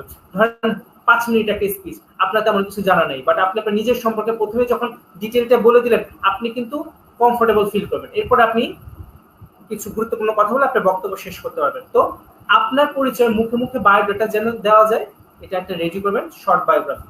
দ্বিতীয় হচ্ছে আপনার পরিবারের ব্যাপারেও ভালো মতো জানুন, যাতে করে যে কারো ব্যাপারে আপনি কথা বলতে পারেন। আপনি কি করতে পছন্দ করেন, আপনার পছন্দের খাবার, গান, ছড়া ইত্যাদি, আপনার পছন্দের মানুষ কারা, তাদেরকে কেন ভালোবাসেন, আপনার জীবনের লক্ষ্য আর উদ্দেশ্য কি, এবং আপনি সমাজ ও দেশের জন্য কি কি করতে চান, এইগুলো সব প্রশ্নের উত্তর সাজিয়েও কিন্তু আপনি একটা চমৎকার বক্তব্য তৈরি করতে পারবেন। তো এটাই ধন্যবাদ। আজকের প্রোগ্রামটার জন্য আমি অনেক অনেক বেশি ধন্যবাদ ও কৃতজ্ঞতা জানাচ্ছি আজকের সম্মানিত প্রেজেন্টারকে। আমার কাছে খুবই ভালো লেগেছে তার সাথে কথা বলে। আসলে সেও একজন যোদ্ধা, কারণ তার ব্যাপারে আসলে বলতে গেলে অনেক সময় যাবে, কিন্তু আমি এতটুকুই বলি যে এরকম করোনার দুর্যোগ পরিস্থিতিতে করোনা মোকাবেলা করে একটা প্ল্যাটফর্মে এসে এত চমৎকার একটা প্রোগ্রাম পরিচালনা করা সাহসের ব্যাপার। আমি স্যালুট দিচ্ছি আজকে প্রেজেন্টারকে এবং আমি ধন্যবাদ ও কৃতজ্ঞতা প্রকাশ করছি মেডিলেশন পরিবারকে এবং সুব্রদেব হালদারকে, আমার ছোট ভাই, আমার খুব আদরের, কারণ আমিও নটোডেমিয়ান, সেও নটোডেমিয়ান, সুতরাং একটা বন্ডিং আছে। তো বিষয়টা হচ্ছে এরকম যে সে আমাকে একটা দায়িত্ব দিতে চেয়েছে যে মেডিলেশনের পরিবারের তরফ থেকে আপনি সবাইকে একটু পাবলিক স্পিকিং ব্যাপারে শিখান। তো বিষয়টা এরকম যে সূর্য যখন কোনো দায়িত্ব দিতে যায়, সূর্যের আলো ছড়ানোর জন্য পৃথিবীতে সূর্য একজনকে দায়িত্ব দিতে চাচ্ছে। তো সূর্য বলছে, কবি গুরু রবীন্দ্রনাথ ঠাকুর একটা কবিতা চয়ন থেকে বলা, যে কে লইবে মোর কার্য, কহে সন্ধ্যা রবি, শুনিয়া জগৎ রহে নিরুত্তাপ ছবি। সূর্য তার আলোর দায়িত্ব একজনকে দিতে চাচ্ছে পৃথিবীতে, কে নিবে আমার এই দায়িত্ব, কিন্তু সারা পৃথিবী চুপ আছে। তো সূর্য ওই কথাটাই বলছেন বারবার, কে লইবে মোর কার্য, কহে সন্ধ্যা রবি, শুনিয়া জগৎ রহে নিরুত্তাপ ছবি। মাটির প্রদীপ ছিল, সে কহিল স্বামী, আমার যতটুকু সাধ্য তা করিব আমি। আমি হচ্ছে একটা মাটির প্রদীপ, আপনার প্রত্যেকে এক একটা সূর্য, আপনারা প্রত্যেকে সূর্যের আলোয় আলোকিত করুন সারা বিশ্বকে। ধন্যবাদ সবাইকে, ভালো থাকবেন, সুস্থ থাকবেন। আসসালামু আলাইকুম। ওয়ালাইকুম আসসালাম ভাইয়া। আপনার কথা হচ্ছে এখানে একজন কমেন্ট করেছিলেন মন চাচ্ছে আরো শুনি। এখন আমারও এরকম লাগছে, আসলে মন চাচ্ছে ভাইয়ের কথাগুলো আরো শুনি। এবং ওই যে রবীন্দ্রনাথের একটা ছোট গল্পের যে সংজ্ঞা উনি বলেন যে শেষ হইয়া হইল না শেষ। আজকের সেশনটা এরকমই মনে হচ্ছে যে আসলে অনেক কিছু আরো জানা দরকার ছিল, অনেক কিছু আরো মনে হচ্ছিল ভাইয়ের কাছ থেকে শুনি, কিন্তু শেষ হয়ে আসলে শেষ করতে পারছি না আমরা। তো দর্শক এবং ভিউয়ার্স এবং আমাদের ভাইয়া আপনাদের সবাইকে আবারও ধন্যবাদ জানিয়ে আমি আজকের মতো এখানে বিদায় নিচ্ছি। সবাই ভালো থাকবেন, সুস্থ থাকবেন। আল্লাহ হাফেজ। আল্লাহ হাফেজ।